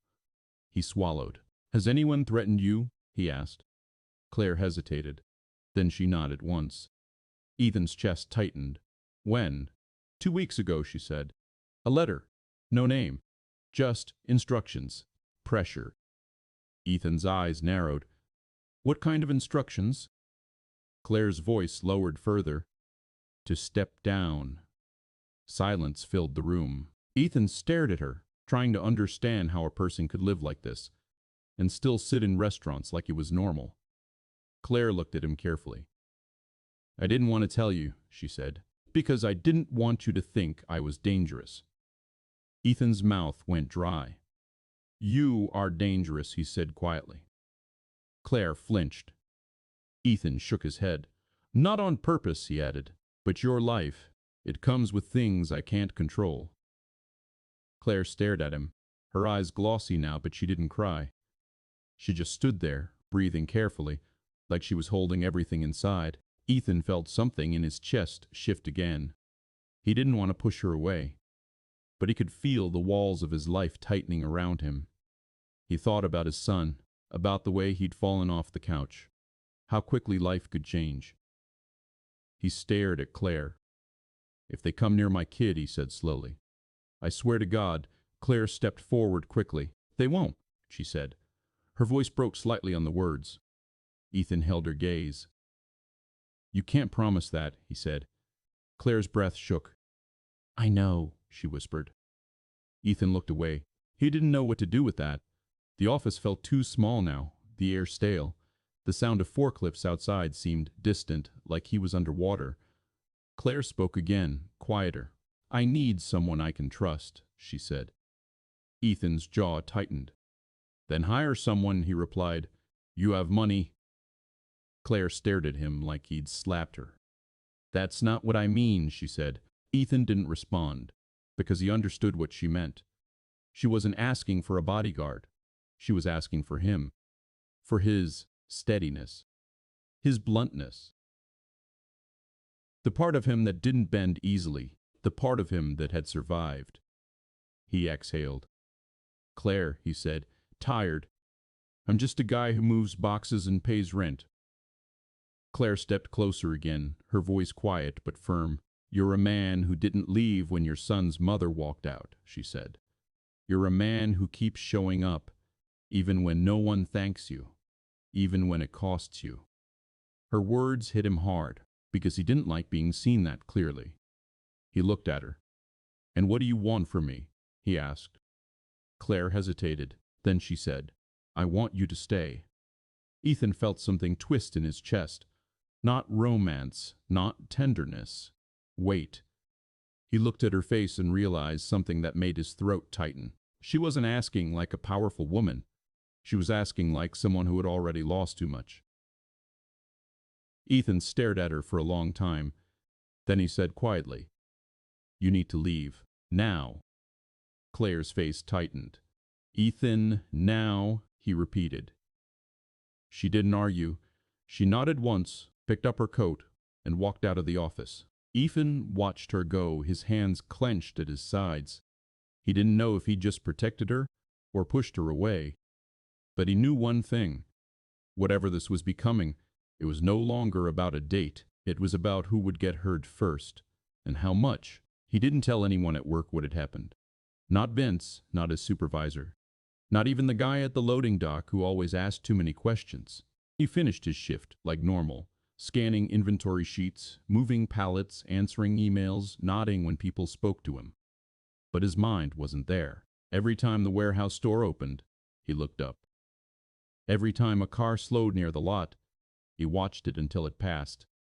By the time his shift ended, his shoulders felt locked in place. He drove straight to Maria's house. His son ran to him as soon as he stepped inside, arms wide, bandage still on his head like a badge of honor. "Daddy!" he shouted. Ethan lifted him immediately, holding him tighter than usual. His son wriggled. "I'm okay. It doesn't even hurt." Ethan kissed his hair, careful near the stitches. "I know," he murmured. "I know." Maria watched from the kitchen doorway, wiping her hands on her apron. Her eyes met Ethan's. She knew something was wrong. She didn't say it yet. She waited until his son went back to the living room with his toy cars. Then she walked closer. "What happened?" she asked quietly. Ethan stared at the floor for a moment. He didn't want to say it out loud, saying it would make it real. But he did. "She came to my job," he said. Maria's eyebrows lifted. "Claire?" Ethan nodded. Maria's mouth tightened. "Why?" Ethan exhaled. "She said someone's following her." Maria went still. For a second, her face looked blank, but her mind couldn't place the information. Then she said, "What do you mean following?" Ethan leaned against the counter, his hands gripping the edge. "Like watching her. People. Cars. Questions." Maria stared at him, disbelief mixing with fear. "That's insane," she whispered. Ethan didn't answer. He didn't have the energy to argue with reality. Maria lowered her voice. "Is she in trouble with the law?" "No," Ethan said sharply. "It's business. Power stuff. Her father." He stopped. Maria's eyes narrowed. "Ethan," she said slowly, "you don't know this woman." His jaw clenched. "I know," he said. Maria stared at him harder. "And you're still seeing her?" Ethan didn't respond right away. He looked into the living room. His son was sitting cross-legged on the carpet, making his toy cars crash into each other, making explosion noises with his mouth. Happy. Unaware. Ethan's chest tightened. "I don't know what I'm doing," he admitted. Maria's voice softened slightly. "You need to think about him," she said. "I am," Ethan replied. Maria shook her head. "No, not like that. You need to think about what happens if she brings something to your door." Ethan felt his stomach turn. He'd been thinking about that all day. He looked at Maria. "You think I don't know?" he asked quietly. Maria didn't answer. She just stared at him. Then she said, "So what are you going to do?" Ethan's throat tightened. "I told her to leave." Maria nodded once. "Good." Ethan didn't look relieved. Maria noticed. "You didn't mean it," she said. Ethan's eyes flicked up. Maria stepped closer, lowering her voice. "You're not thinking with your head," she said. "You're thinking with that part of you that's been alone for too long." Ethan stared at her. He wanted to deny it, but he couldn't, because it was true. Maria's voice softened. "Listen," she said. "I'm not saying she's a bad person. But money like that, power like that, it attracts things. Ugly things. You can't fight them with hard work and good intentions." Ethan swallowed. "I know." Maria hesitated, then said, "Does she know where you live?" Ethan froze. The question landed hard. He didn't answer. Maria's eyes widened. "Ethan." He exhaled slowly. "Yes," he admitted. Maria stared at him like he'd just confessed to leaving the stove on. "You let her come to your apartment," she said, voice tight. "It was one time," Ethan replied. "And it was fine." Maria's jaw clenched. "You don't know if it was fine." Ethan's voice sharpened. "She's not trying to hurt us." Maria stared at him. "And the people around her?" she asked. Ethan didn't answer. He couldn't. Because that was the part that scared him too. Maria stepped back slightly. "Promise me something," she said. Ethan looked at her. "If anything feels off," she said, "you take him and you leave. You don't wait. You don't try to be brave." Ethan's throat tightened. He nodded once. "I promise." Maria held his gaze for a moment longer, then turned away like she couldn't stand looking at him. Ethan stood there in the kitchen, listening to his son laugh in the other room. He felt sick. Because the world had already started to shift, and he didn't know how to stop it. That night, after his son fell asleep in his own bed again, Ethan sat on the couch with the lights off. The apartment was quiet except for the faint hum of the fridge. His phone sat on the coffee table. He kept staring at it like it might explode. There were 3 unread messages from Claire. He hadn't opened them. He didn't want to see the words, because he didn't know if he'd have the strength to ignore them. Finally, he picked up the phone and opened the messages. "I'm sorry for showing up. I didn't think it through. Please don't disappear on me." Ethan stared at the last message longer than the others. "Please don't disappear on me." It wasn't romantic. It was raw. It sounded like a person who had been abandoned too many times, even surrounded by people. He set the phone down again. He pressed his palms against his eyes until he saw darkness behind darkness. He wanted to do the safe thing, the responsible thing. But he couldn't stop thinking about the way she'd looked at him in the warehouse office.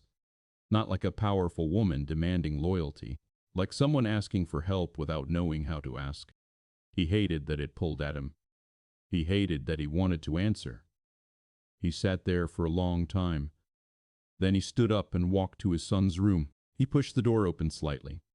His son was asleep on his side, one arm thrown over his pillow, his mouth slightly open. Ethan stood there watching him breathe. He felt something heavy settle into his chest. He couldn't afford mistakes anymore. He couldn't afford to be wrong about someone. He closed the door quietly. Then he went back to the living room, picked up his phone, and typed, "I'm not disappearing, but you can't come near my work again." He stared at the message before sending it. Then he sent it. A second later, the typing bubble appeared. Claire responded quickly. "I understand." Another message came. "Can I see you tomorrow?" Ethan's jaw tightened. He didn't want to. He did want to. He did want to. He stared at the screen, then typed, "Where?" Her reply came almost instantly. "Somewhere public. Coffee. Your choice." He sat back, exhaling slowly. He didn't like how relieved he felt. He didn't like how quickly he'd given in. But he told himself it wasn't giving in. It was control. It was keeping things in the open, keeping it safe. He stared at the ceiling. He didn't know yet how wrong that thought was. The next day, they met at a small cafe near the edge of town. Not near his apartment, not near her building. Somewhere neutral. Ethan arrived first. He chose a table near the window where he could see outside. He ordered black coffee and didn't drink much of it. He kept checking the street. Every passing car made his shoulders tighten. When Claire walked in, he recognized her immediately, even though she was dressed down. Jeans, sweater, hair tied back. She looked tired. Not physically, like she hadn't slept because her mind wouldn't shut off. She walked to his table slowly, like she wasn't sure she was welcome. Ethan stood up briefly, then sat back down.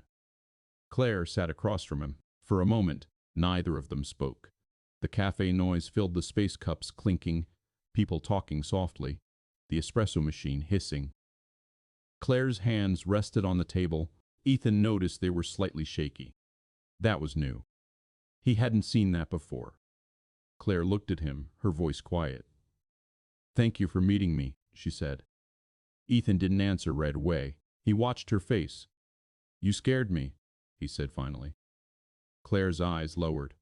"I know." Ethan leaned forward slightly. "Tell me the truth," he said. "How bad is it?" Claire swallowed. Her gaze lifted to his again. "It's getting worse," she admitted. Ethan felt his stomach drop. "How?" Claire hesitated, then pulled her phone from her bag and slid it across the table. On the screen was a photo. A picture of Ethan leaving Maria's house with his son in his arms. Ethan's blood went cold. He stared at the image like his mind couldn't accept it. The angle was distant, taken from a car, clear enough to see his son's face, clear enough to know someone had been close. His hands went numb. He looked up at Claire. His voice came out low, almost a whisper. "They followed you there." Claire's eyes were glossy now. "Yes," she said. Ethan stared at her. His jaw clenched so hard it hurt. He felt rage rise in his chest, sharp and immediate. Not at Claire, at the world. At whoever had dared to point a camera at his child. He leaned back slowly, breathing carefully, like he was trying not to break something. Claire's voice was quiet. "I didn't know they would do that," she said. Ethan's eyes stayed on the photo. Then he said, "But you knew they could." Claire didn't answer. Because she couldn't. Ethan slid the phone back toward her. His hands were shaking now, too. He hated that. He forced his voice to stay steady.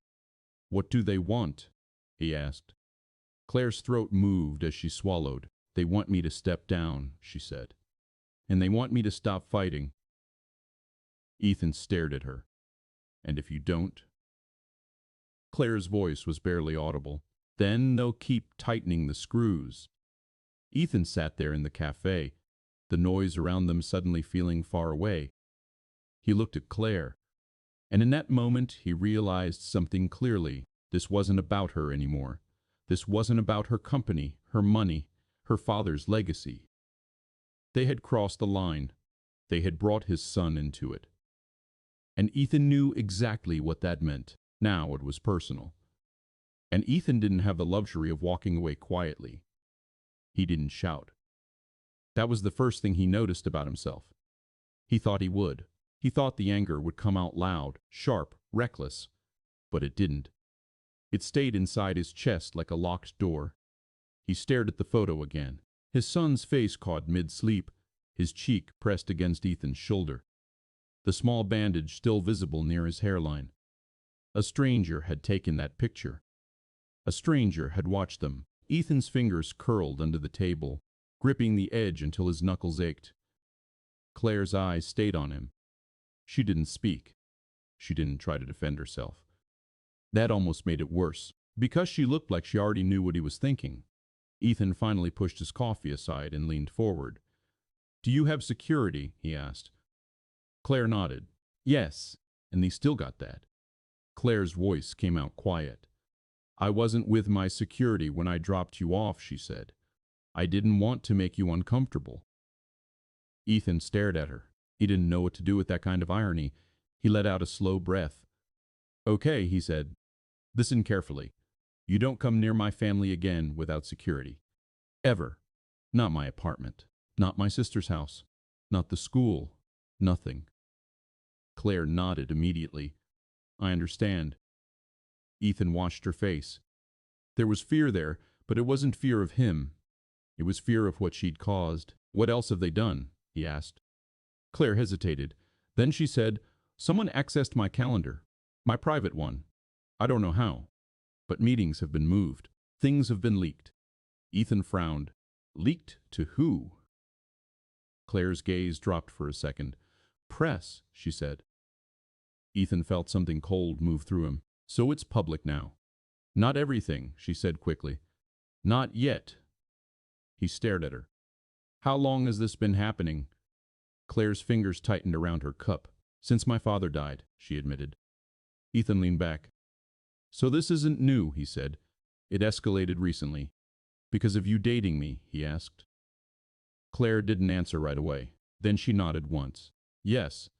Ethan felt the anger shift into something heavier. Guilt, maybe. Not his guilt, hers. And his responsibility tangled up with it. He hated that his life could be used like a weapon.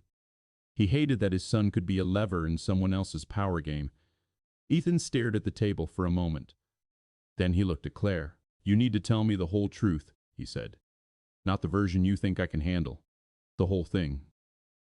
Claire swallowed. Her eyes held his. My father wasn't a good man, she said quietly.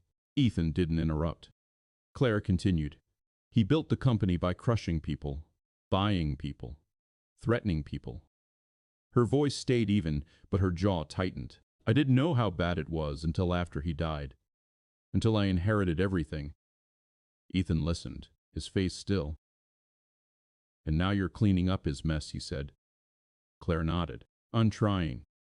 Ethan's eyes narrowed slightly. And the people around him don't want you to. No. Ethan leaned forward again, his voice lower. Because you're not him. Claire's throat moved. Yes. Ethan sat back. He looked at her and realized she wasn't just rich. She was trapped. Trapped in a life that looked powerful from the outside, but felt like a cage. Ethan hated that he understood that.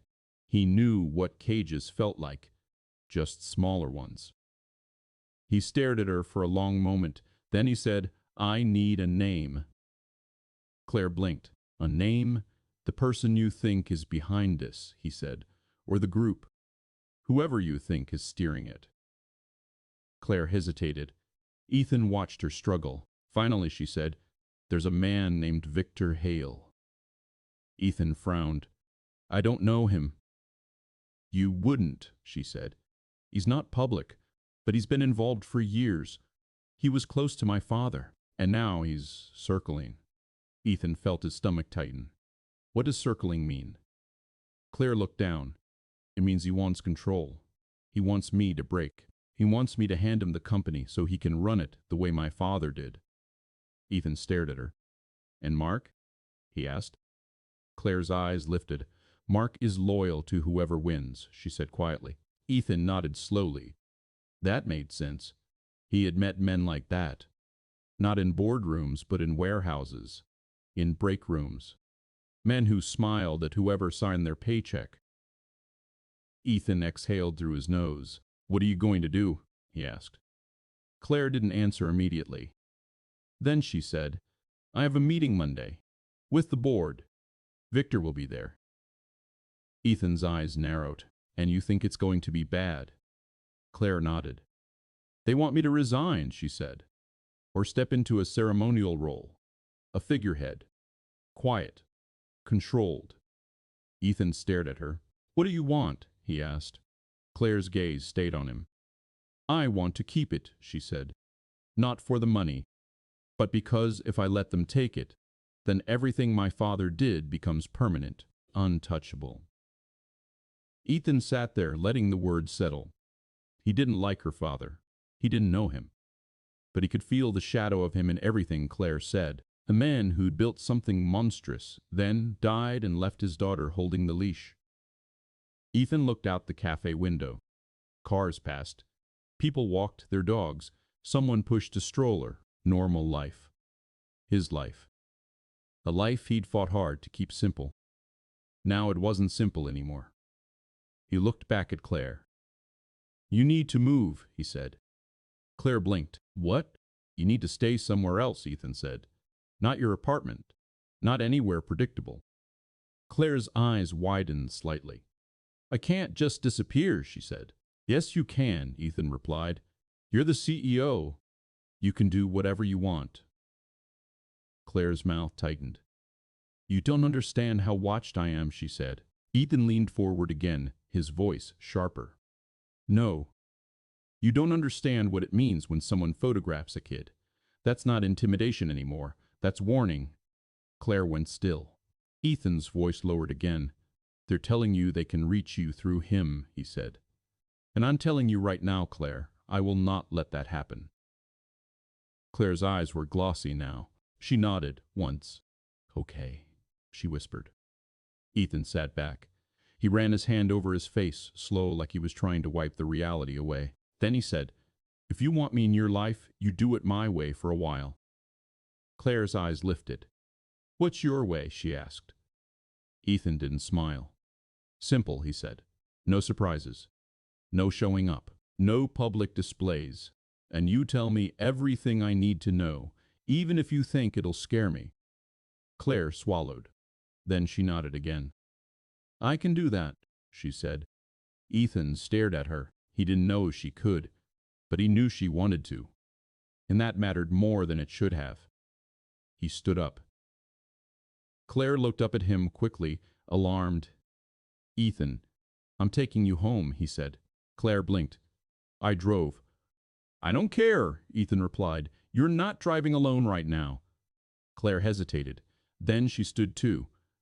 They walked out of the cafe together. Ethan scanned the street immediately, his eyes moving over parked cars, people walking, reflections in windows. Claire noticed. "You're looking for them," she said quietly. Ethan didn't answer. He walked her to her car, his posture rigid. When they got inside, he told her to sit in the passenger seat. Claire didn't argue. Ethan drove. The city looked different through the windshield now, less familiar. Like the streets had hidden corners he'd never needed to notice before. Claire sat quietly beside him, hands folded in her lap. After a few minutes, she spoke softly. "You don't have to do this," she said. Ethan kept his eyes on the road. "Yes, I do," he said. Claire looked at him. "Why?" she asked. Ethan's jaw tightened. He didn't answer right away. Then he said, "Because you made a mistake, but you didn't mean to hurt anyone." Claire's breath caught slightly. "And because," he added, voice lower, "I don't think anyone's ever protected you without wanting something back." Claire stared at him. Her eyes filled, but she didn't let anything fall. Ethan kept driving. He didn't reach for her hand. He didn't say anything comforting. He just stayed steady. That was all he knew how to offer. When they reached her building, Ethan didn't pull into the underground parking. He stopped across the street instead. Claire looked at him, confused. "What are you doing?" she asked. Ethan's eyes stayed on the entrance. "I'm watching," he said. Claire's voice lowered. "For what?" Ethan's jaw clenched. "For anyone watching you." They sat there for several minutes. Cars passed. People entered and left the building, nothing obvious. Then Ethan saw it. A black sedan parked down the block. Engine running. Windows tinted. It hadn't moved once. His stomach tightened. He didn't point. He didn't react outwardly. But his grip on the steering wheel hardened. Claire noticed immediately. "What?" she whispered. Ethan's voice came out low. "Do you recognize that car?" Claire turned her head slowly. She stared. Her face went pale. "Yes," she said. Ethan's chest tightened. "That's the one," she whispered, "from last night." Ethan stared at the sedan. The world felt suddenly quiet. Claire's breathing sounded too loud in the car. Ethan spoke without looking at her. "Do you have someone you trust?" he asked. Claire's voice shook slightly. "My head of security. His name is Daniel." "Call him," Ethan said. Claire pulled out her phone with trembling fingers and dialed. Ethan watched the sedan the entire time. Claire spoke quietly into the phone. Yes, yes, I'm with Ethan. No, not at the building. Across the street, there's a black sedan again. She listened. Her face tightened. Then she said, okay. She hung up. Ethan looked at her. What did he say? He asked. Claire swallowed. He said we need to leave, she whispered. Now. Ethan nodded. Good, he said. He started the car. Claire's eyes stayed on the building, like she was trying to memorize it in case she never felt safe there again. Ethan pulled away slowly. As he drove, he checked the rearview mirror. The black sedan pulled out too, following. Ethan's jaw clenched. Claire's voice came out thin. They're behind us. Ethan didn't answer. He took a right turn. Then another. Then another. The sedan stayed with them. Too smooth. Too patient. Ethan's heart beat hard, but his mind stayed clear. He had driven these streets his whole life. He knew where the narrow roads were, where the traffic cameras were, where the police station was. He turned toward the main road. Claire looked at him. Where are we going? She asked. Ethan's voice was steady. Somewhere they can't pretend they're invisible. He drove straight toward the police station, and for the first time, Claire looked afraid in a way that wasn't contained, not polished, real. Her hand gripped the seat. Ethan's eyes stayed on the road. His voice came out low. If they want to scare you, fine, he said. But if they want to scare me, they picked the wrong man. The sedan was still behind them, close enough now that Ethan could see the shape of the driver through the tinted glass. And Ethan realized something in that moment, something that settled in his bones. This wasn't business anymore. This was a warning. And it was only the beginning. The sedan didn't follow them into the police station lot.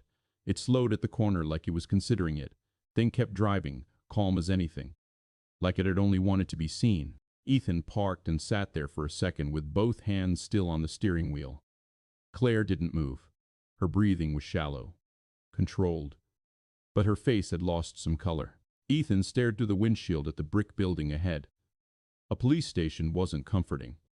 Not really. But it was solid. It was public. It was something people couldn't quietly erase. He finally turned his head toward her. You okay? He asked. Claire nodded once, but it didn't look convincing. She stared at the door. I've never had to do this, she said quietly. Ethan frowned. Do what? Go somewhere for help, she replied. Like this. He looked at her for a long moment. Then he opened his door. Come on, he said. Claire hesitated, then stepped out too. The air outside was cold and sharp. It woke Ethan up in a way coffee never could. They walked into the station. The fluorescent lights were harsh. The place smelled like old paper and cheap disinfectant. A bored officer at the front desk looked up. Ethan stepped forward first. We're being followed, he said. The officer's eyes flicked to Claire, then back to Ethan. Do you have a license plate number? He asked. Ethan exhaled. No. The officer leaned back slightly. Okay, he said, already losing interest. You got any threats? Calls? Letters? Claire stepped forward then, her voice steady but quieter than usual. Yes, she said. I have a photo, and I have reason to believe I'm being stalked. The officer looked at her more carefully now. Name? He asked. Claire hesitated. Ethan felt it, that moment where she weighed whether telling the truth would make things worse. Then she said it anyway. Claire Weller. The officer paused, blinking. His posture changed subtly, his eyes sharpened. Ethan saw recognition land. It was small, but it was there. The officer cleared his throat. Okay, he said, suddenly more awake. Why don't we step into an office? Claire's jaw tightened at the shift. Ethan noticed. So did she. They were led into a small room with a metal desk and 2 chairs. Another officer joined them, older, with tired eyes and a coffee stain on his uniform. He introduced himself as Sergeant Raines. Claire explained everything. The letter, the calendar breach, the car, the photo of Ethan's son. Ethan watched the sergeant's face while she spoke. He didn't look surprised. That bothered Ethan.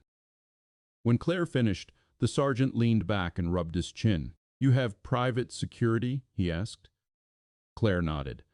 "Yes." "And they didn't file anything?" he asked. Claire's mouth tightened. "They said it would escalate," she replied. The sergeant gave a slow nod, like that answer fit into a pattern. He glanced at Ethan. "And you're the boyfriend?" he asked. Ethan's jaw tightened. "I'm not," he started, but Claire spoke before he could finish. "He's someone I care about," she said. Ethan glanced at her. She didn't look at him. She kept her eyes on the sergeant. The sergeant nodded again. Then he said, "I'm going to be honest. If this is connected to corporate disputes, it gets messy. People with money don't play fair." Claire's face stayed still. "I know," she said. The sergeant looked at Ethan again. "And you have a kid," he said. Ethan nodded. The sergeant's eyes narrowed slightly. "If you're smart, you'll take him somewhere else for a while." Ethan didn't respond, because he'd already been thinking it. Claire's voice came out low. "I don't want him hurt," she said. The sergeant sighed. "Then you should have thought about that before bringing him into your orbit," he said bluntly. Claire flinched. Ethan's stomach tightened. He didn't like hearing someone talk to her like that, but he couldn't say the sergeant was wrong. Claire swallowed, eyes fixed on the table for a moment. Then she looked back up. "I'm here now," she said quietly. "What can you do?" The sergeant's face softened slightly. "We can file a report," he said. "We can patrol. We can take the photo and log it. But without a plate number, without a direct threat, there's only so much." Ethan's jaw clenched. "So we wait until something happens," he said. The sergeant's eyes flicked to him. "Pretty much," he admitted. Ethan stood up abruptly. The metal chair scraped against the floor. Claire looked up at him, startled. Ethan's voice came out controlled but hard. "That's not good enough," he said. The sergeant didn't flinch. "Son," he said calmly, "I don't make the rules." Ethan stared at him for a moment, breathing through his nose. Then he sat back down slowly. Claire's hands were clenched together in her lap. She looked smaller than she had in her apartment. Not physically, just stripped of the armor. The sergeant pushed a card across the table. "This is my direct line," he said to Ethan. "If you see that car again, call me. Don't follow them. Don't confront them." Ethan nodded. The sergeant looked at Claire. "And you," he said, "don't go back to your building tonight. Not alone. Not without security. You understand me?" Claire nodded. "Yes." The sergeant stood. "We're done here," he said. He left the room. The door closed behind him. The silence felt thick. Ethan stared at the table. Claire didn't move. After a long moment, she spoke. "I'm sorry," she whispered. Ethan looked up at her. Her eyes were glossy again, but she still hadn't cried. "I didn't want this," she said. "I didn't want to bring you into it." Ethan's voice came out quieter. "I know," he said. Claire's hands trembled slightly now. "I keep thinking about your son," she said. "His face in that picture." Ethan's jaw clenched. He looked away. Claire's voice cracked slightly. "I don't want to be the reason he's afraid," she whispered. Ethan stared at her. Then he said something he didn't expect to say. "Then don't be." Claire blinked. Ethan leaned forward. "If you're going to do this," he said, "then do it right. No half measures, no hiding, no pretending it's fine. You have money, you have power. Use it." Claire stared at him. Ethan continued, voice low. "People like that don't stop because you ask nicely," he said. "They stop when it costs too much." Claire's breath caught. "You sound like you've done this before," she said. Ethan shook his head. "No," he replied, "but I've been broke before, and when you're broke, you learn something. You learn that fear is a tool. People use it because it works." He paused. "Not on me," he added. Claire stared at him for a long moment. Then she whispered, "I don't want you to get hurt." Ethan's voice softened slightly. I've been hurt, he said. I'm still standing. Claire looked down. Her shoulders shook once, barely. Then she took a breath like she was forcing herself back into control. I have a safe house, she said quietly. Ethan frowned. A what? Claire looked up at him. A place Daniel set up, she said. Not in the city. It's quiet. Nobody knows about it except a few people. Ethan's stomach tightened. Why didn't you tell me that earlier? Claire's mouth tightened. Because I didn't want to admit I needed it, she said. Ethan stared at her. That sounded like pride. The kind he understood. He nodded once. Okay, he said. We're going there. Claire blinked. Now? Yes? She hesitated. Then she nodded. They drove out of the city with Claire's security following behind them in another car. Daniel was in the passenger seat, a broad-shouldered man with close-cropped hair and calm eyes. He spoke very little. Ethan sat in the back seat of the SUV, watching the road through tinted windows. Claire sat beside him. Her hands were folded in her lap, knuckles pale. She kept glancing toward the mirror. Ethan leaned slightly toward her. Stop looking, he said quietly. Claire blinked. If you keep watching for them, he said, you'll never breathe. Claire stared at him. Then she nodded, slowly, like she was trying. The highway lights passed overhead in long, steady rhythms. Ethan felt exhaustion creeping in, but he stayed alert. He couldn't afford to relax. Not now. After an hour, they turned off onto a smaller road lined with trees. The city lights faded behind them. The air looked darker here. Cleaner. They passed through a gate that opened with a code, then another. Finally, the SUV pulled up to a house set far back from the road. It wasn't a mansion, it was something else. Quiet, modern, built low to the ground, surrounded by trees. The kind of place designed not to be noticed. Daniel got out first and scanned the area before opening the door for Claire. Ethan stepped out after her. The night air was cold enough to sting. Claire stood still, staring at the house. This feels ridiculous, she whispered. Ethan looked at her. It's not ridiculous, he said. It's reality. Claire's eyes stayed on the dark windows. Then she said something so quiet, Ethan almost didn't hear it. I don't want to be this person. Ethan's throat tightened. He didn't know how to respond to that, because he didn't think she had a choice. They went inside. The house was furnished, but not personal. No photos. No art. No warmth. Just clean furniture, stocked cabinets, security screens, a place meant for hiding. Ethan walked through the room slowly, checking corners without thinking, like his body had switched into a different mode. Claire watched him do it. You're not scared, she said quietly. Ethan didn't answer right away. Then he said, I am. I'm just not confused. Claire looked at him. Ethan turned toward her. I know what matters, he said. My kid. That's it. Claire's eyes lowered. I envy that, she whispered. Ethan stared at her. Then he heard Daniel's voice from behind them. There's something you both need to see, Daniel said. Ethan turned. Daniel held out a tablet. On the screen was a news article, a headline. Ethan's stomach tightened as he read it. Larkwell CEO, C-Larry W. Weller, linked to where is a worker. Romantic involvement raises questions. Among investors. There was a photo. Not of Claire, of Ethan. Walking into his apartment building, his face clear, his shoulders hunched against the cold. His son not visible in this one, but it didn't matter. Ethan's blood went cold. Claire's hand flew to her mouth. Her eyes widened, horrified. Ethan stared at the screen, feeling something inside him settle into place. Not panic. Certainty. Because now it wasn't private anymore. Now it wasn't even about intimidation. They were trying to ruin her. And they were using him as the weapon.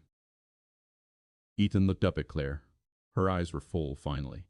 Not tears falling yet, just gathered, waiting. And Ethan realized in that moment that the question wasn't whether he could handle her world. It was whether she could survive what it was willing to do to her. Claire didn't sit down. She just stood there in the middle of the safe house living room, staring at the tablet like it had burned her. Ethan watched her breathing change. Shorter, tighter, like her body was trying to keep her upright through sheer discipline. Daniel stayed near the doorway, quiet, waiting. Ethan reached out and took the tablet from his hands. He read the article again, slower this time. The language was careful, not outright accusations, just insinuation, the kind that could poison people without ever giving them something concrete to sue over. Linked to warehouse worker. Raises questions. Investors concerned. Ethan's jaw clenched. He scrolled. There were comments under the article. Some were stupid. Cruel in the lazy way, strangers were cruel. Others were worse. People pretending they knew the truth.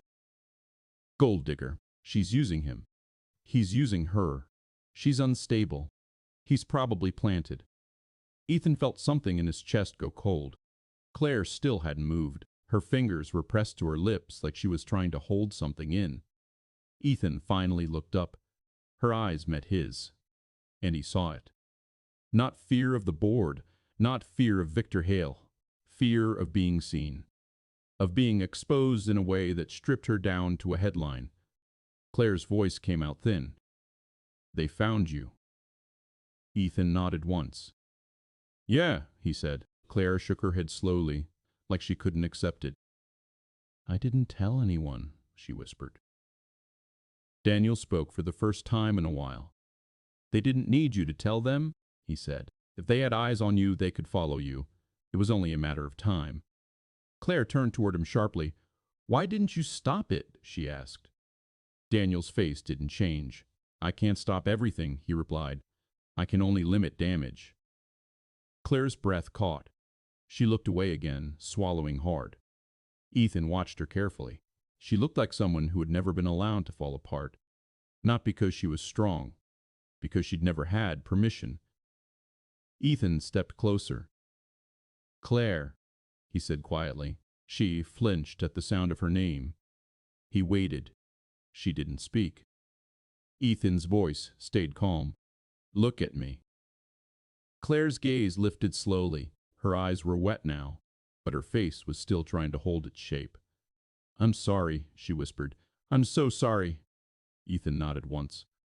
I know, he said, but his tone wasn't forgiving. It was measured, like he was choosing every word carefully. You need to understand something, he said. Claire's throat moved. I do, she whispered. Ethan looked at the tablet again, then he looked back at her. This is what they do, he said. They don't fight you directly. They drag mud through the room until everyone's dirty. Claire's face tightened. They're going to destroy you, she said, voice shaking. Ethan stared at her. They're trying, he replied. Claire shook her head again, sharper this time. No, she said, you don't get it. The board will see this. Investors will panic. They'll say I'm distracted, unstable, irresponsible. Ethan's jaw clenched. And you think they'll win? Claire didn't answer. Her silence was an answer. Ethan set the tablet down on the table with more force than necessary. The sound echoed. Daniel shifted slightly but didn't intervene. Ethan looked at Claire. You want to resign? He asked. Claire's eyes widened. No, she said quickly. No, I don't want to. Ethan nodded. Good. Claire stared at him, confused by his tone. Ethan took a slow breath. Then stop acting like they already won, he said. Claire's lips parted, but nothing came out.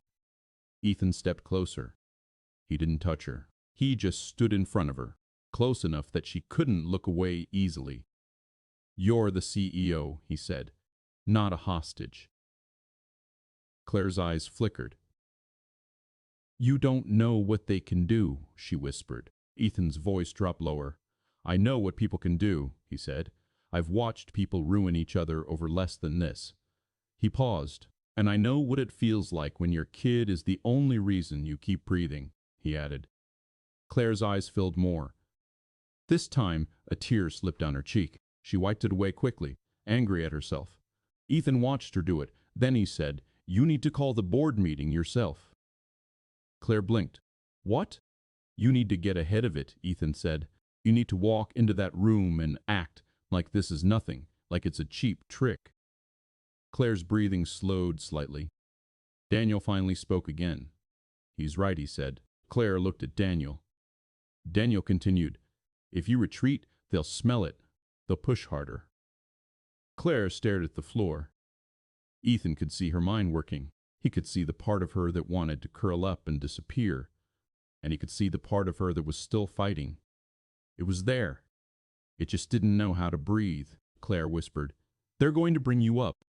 They'll ask why you're with me." Ethan's mouth tightened. "Let them," he said. Claire looked up at him. "You don't understand," she said.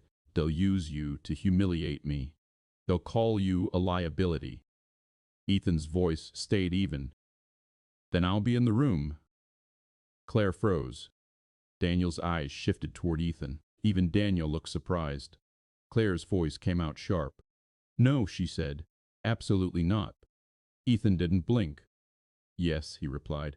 Claire shook her head hard. "They'll tear you apart," she said. "They'll dig into your life, your finances, your past, your custody situation." Ethan's jaw tightened at that. He hadn't thought about custody, but now he did. And the thought made his stomach twist. Claire stepped closer to him, her voice low and urgent. "They could use it against you," she said. "Against your son." Ethan held her gaze. Then he said, "They already are." Claire went still. Ethan continued, quieter now. "They put my face on the internet. They photographed my kid. They already crossed the line. The only thing left is deciding whether we let them control the story." Claire's eyes flickered, torn. Daniel spoke again. "If Ethan is there, it changes the optics," he said. "It shows you're not hiding. It shows you're not ashamed." Claire's face tightened. "I'm not ashamed of him," she said quickly. Ethan's chest tightened at that. He didn't look away. "I know," he said. Claire swallowed. Then she whispered, "But I don't want you in that room. Not because of shame. Because I don't want you to see me like that." Ethan frowned slightly. "Like what?" Claire's voice cracked. "Like prey," she said. The word landed heavy. Ethan didn't respond immediately, because he understood it. He'd never called himself prey, but he'd lived like it sometimes. The constant bracing, the constant calculating, the constant fear of losing what little he had. He looked at her. "You're not prey," he said. Claire's eyes trembled. Ethan's voice stayed calm, but something in it hardened. "If you walk into that room alone," he said, "they'll do whatever they want. But if you walk in with me, they have to be careful. Because now it's not just business, it's a person." Claire stared at him. She looked like she wanted to argue, but she couldn't find the words. Daniel's phone buzzed. He checked it quickly. His expression shifted. "We have movement," Daniel said. Ethan's spine stiffened. "What kind?" he asked. Daniel looked at Claire. "Victor Hale's people are on their way to your apartment," he said. "2 vehicles. We have eyes on them." Claire's face went pale. "Why?" she whispered. Daniel didn't soften the answer. "To search, or to plant something, or to send another message." Ethan felt his stomach drop. Claire's voice shook. "My things are there," she said. "My laptop. Documents." Daniel nodded. "We can retrieve what matters." Claire stared at him. "And if they get in first?" Daniel's jaw tightened. "Then we assume everything in that apartment is compromised." Claire's hands trembled at her sides. Ethan watched her stand there frozen. For a moment she didn't look like a CEO. She looked like a woman whose home was being taken from her while she watched. Ethan stepped closer again. "Hey," he said quietly. Claire's eyes snapped to his. Ethan's voice stayed low. "Listen to me," he said. "You still have control, but you have to act like it." Claire swallowed. Then she nodded, slow. "Okay," she whispered. Ethan turned toward Daniel. Can you get us to the meeting Monday without anyone touching my kid? He asked. Daniel studied him for a moment. Then he nodded. Yes, he said, if you cooperate. Ethan nodded once. Then I'm in. Claire's eyes widened again. No, she said, more firmly now. Ethan, don't do this. This isn't your war. Ethan looked at her. His voice came out quiet, but final. It is now. Claire's breath caught. Ethan saw the fight in her face, saw the guilt, saw the fear. And then, underneath it, he saw something else. Relief. Not because she wanted him hurt, but because someone had finally stood beside her without flinching. Claire looked away, blinking hard. Then she nodded once, like she was accepting something she'd been avoiding. Okay, she said. Her voice was steadier now. If you're doing this, then I'm doing it right. Monday morning came like a storm. Daniel's team drove Ethan to Maria's house first. Ethan stepped inside quietly. Maria was already awake. His son was eating cereal at the table, humming to himself. Maria turned when she saw Ethan. Her face tightened. You look like you haven't slept, she said. Ethan nodded once. I haven't. Maria's eyes narrowed. What's going on? Ethan crouched beside his son and kissed his head. Hey, buddy, he said. I'm gonna be gone today, okay? Auntie Maria's in charge. His son grinned. Cool. Ethan stood up and faced Maria. He lowered his voice. She's in trouble, he said. Maria's eyes sharpened. And you're involved. Ethan didn't deny it. Maria stared at him. You promised me, she said quietly. Ethan swallowed. I know. Maria's voice tightened. Ethan, you can't save her. Ethan looked at her. I'm not trying to save her, he said. I'm trying to make sure they don't touch him. Maria's face softened slightly at that. She looked toward her nephew. Then back at Ethan. Then you better come back, she said. Ethan nodded once. I will. He left. The boardroom was on the top floor of a glass building downtown. Claire met him in the lobby. She looked different. Not dressed down. Not quiet. She wore a fitted dark suit, her hair pinned back cleanly. Her face was composed in a way that almost looked cold, but when her eyes met Ethan's, he saw the tension underneath. She stepped close enough that only he could hear her. Thank you, she whispered. Ethan nodded. He didn't trust his voice. They entered the elevator together. The ride up was silent. Claire's hands were clasped behind her back. Ethan stood beside her, shoulders squared. When the doors opened, the hallway was bright and sterile. Men and women in suits stood outside the boardroom doors, talking quietly. Every conversation paused when Claire appeared. Ethan felt eyes turn to him immediately. He felt them assess his clothes, his posture, his face. He didn't look away. Claire walked forward without slowing.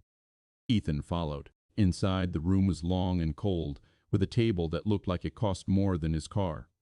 People sat in leather chairs, folders open, laptops ready. At the far end sat a man Ethan recognized without being told. Victor Hale. He didn't look like a villain. That was the problem. He looked calm. Silver hair. Clean suit. A face that smiled easily. His eyes landed on Ethan, and the smile sharpened. Not bigger. Sharper. Victor stood. Claire, he said warmly. Good morning. Claire didn't smile back. Victor. Victor's gaze moved to Ethan again.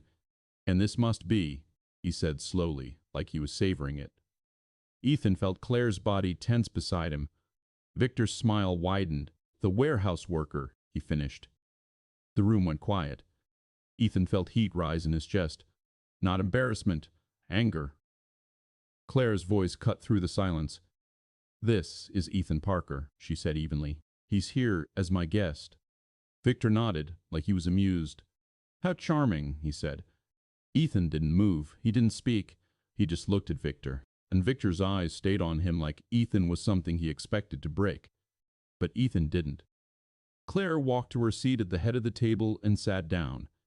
Ethan sat beside her. The meeting began, and Ethan understood within minutes that Claire had been right. They weren't here to negotiate. They were here to corner her. They brought up stock performance, public image, stability, confidence. Words that sounded clean but felt like knives. Then Victor leaned forward slightly. And, of course, he said, voice smooth, the board must address the recent media distraction. He slid a printed copy of the article across the table. Claire didn't touch it. Victor's eyes flicked to Ethan. Claire, Victor said, investors are nervous. They wonder if you're making decisions based on emotion, based on impulse. Claire's voice stayed calm. My personal life has nothing to do with my leadership. Victor smiled. Doesn't it? He asked softly. A woman on the board spoke next. Claire, this relationship could be seen as compromising. Ethan felt Claire's breath tighten. Victor leaned back, hands folded. This is not about morality, he said. It's about optics. Ethan finally spoke. His voice was low, controlled. Optics, he repeated. Every head turned. Victor's smile remained. Yes, Victor said. Optics. Ethan looked around the table. These people followed her, Ethan said. They photographed my son. And you're sitting here talking about optics. The room froze. Claire's head turned sharply toward Ethan. Her eyes widened slightly, warning him. Victor's smile faded for the first time. Excuse me? Victor asked. Ethan didn't look at Claire.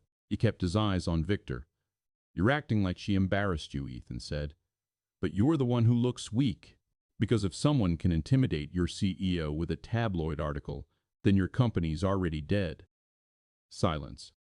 Thick, uncomfortable silence. Victor stared at him. Then Victor chuckled softly. A passionate man, he said. How sweet. Ethan didn't flinch. I'm not passionate, Ethan replied. I'm protective. Victor's eyes narrowed. Claire's hand moved under the table. Ethan felt her fingers touch his knee briefly. Not to stop him, just to remind him she was there. Victor leaned forward again. Mystery briefing. Parker, Victor said smoothly, you're out of your depth. Ethan's voice stayed even. Maybe, he said. But I know what it looks like when someone's trying to bully a woman out of her job. I've seen it in smaller rooms. Victor's jaw tightened. Claire finally spoke. This meeting is about business, she said sharply, not my personal life. Victor smiled again, but it didn't reach his eyes. Of course, he said. Then let's talk business. He slid another folder forward. Resignation, he said. Claire stared at it. Ethan felt her breathing change. The room waited. Claire didn't touch the folder. Instead, she lifted her chin slightly. No, she said. Victor's smile twitched. Claire, he said softly. Don't be stubborn. You can step down gracefully. You can keep your shares. You can live comfortably. You can... Claire cut him off. I'm not stepping down, she said. Her voice didn't shake. Victor's expression hardened. Then you leave us no choice, he said. Claire's eyes narrowed. What choice? She asked. Victor leaned back in his chair. He looked around the table. Then he said calmly, We'll call for a vote of no confidence. Claire went still. Ethan felt his stomach drop. Claire stared at Victor like she'd expected it, but still hated hearing it. Victor's voice stayed smooth. You become a liability, he said, and we can't allow sentiment to endanger the company. Ethan felt Claire's hand grip his knee under the table. Harder this time, not fear. Anger. Then Claire spoke, slow and controlled. Before you vote, she said, I have something to share. Victor's eyes narrowed slightly. Claire reached into her briefcase and pulled out a folder. She slid it across the table. An internal audit, she said. A record of every unauthorized access attempt to my calendar, my email, and company files, including IP addresses, including timestamps. Victor's smile froze. Claire's voice stayed calm. And it includes the names of people connected to Victor Hale. The room went dead silent. Victor's eyes didn't move. But something in his face tightened. Claire continued, her voice steady. You tried to force me out, she said. You tried to intimidate me. And you used a child's photo to do it. Her gaze swept the room. I have already forwarded copies of this report to federal investigators, she said. And if anyone in this room votes against me today, I will assume you're complicit. Victor's smile was gone now, completely. The room didn't feel like a board meeting anymore. It felt like a courtroom.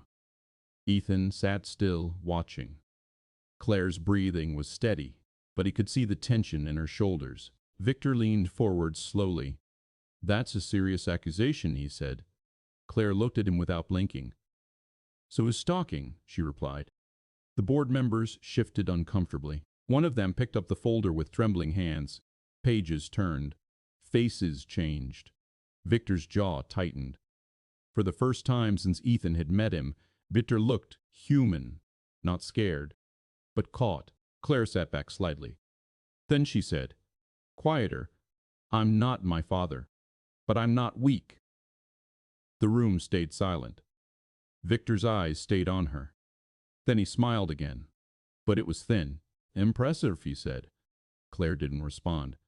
Ethan watched her hands under the table. They were trembling slightly now, but she kept them hidden. Victor stood.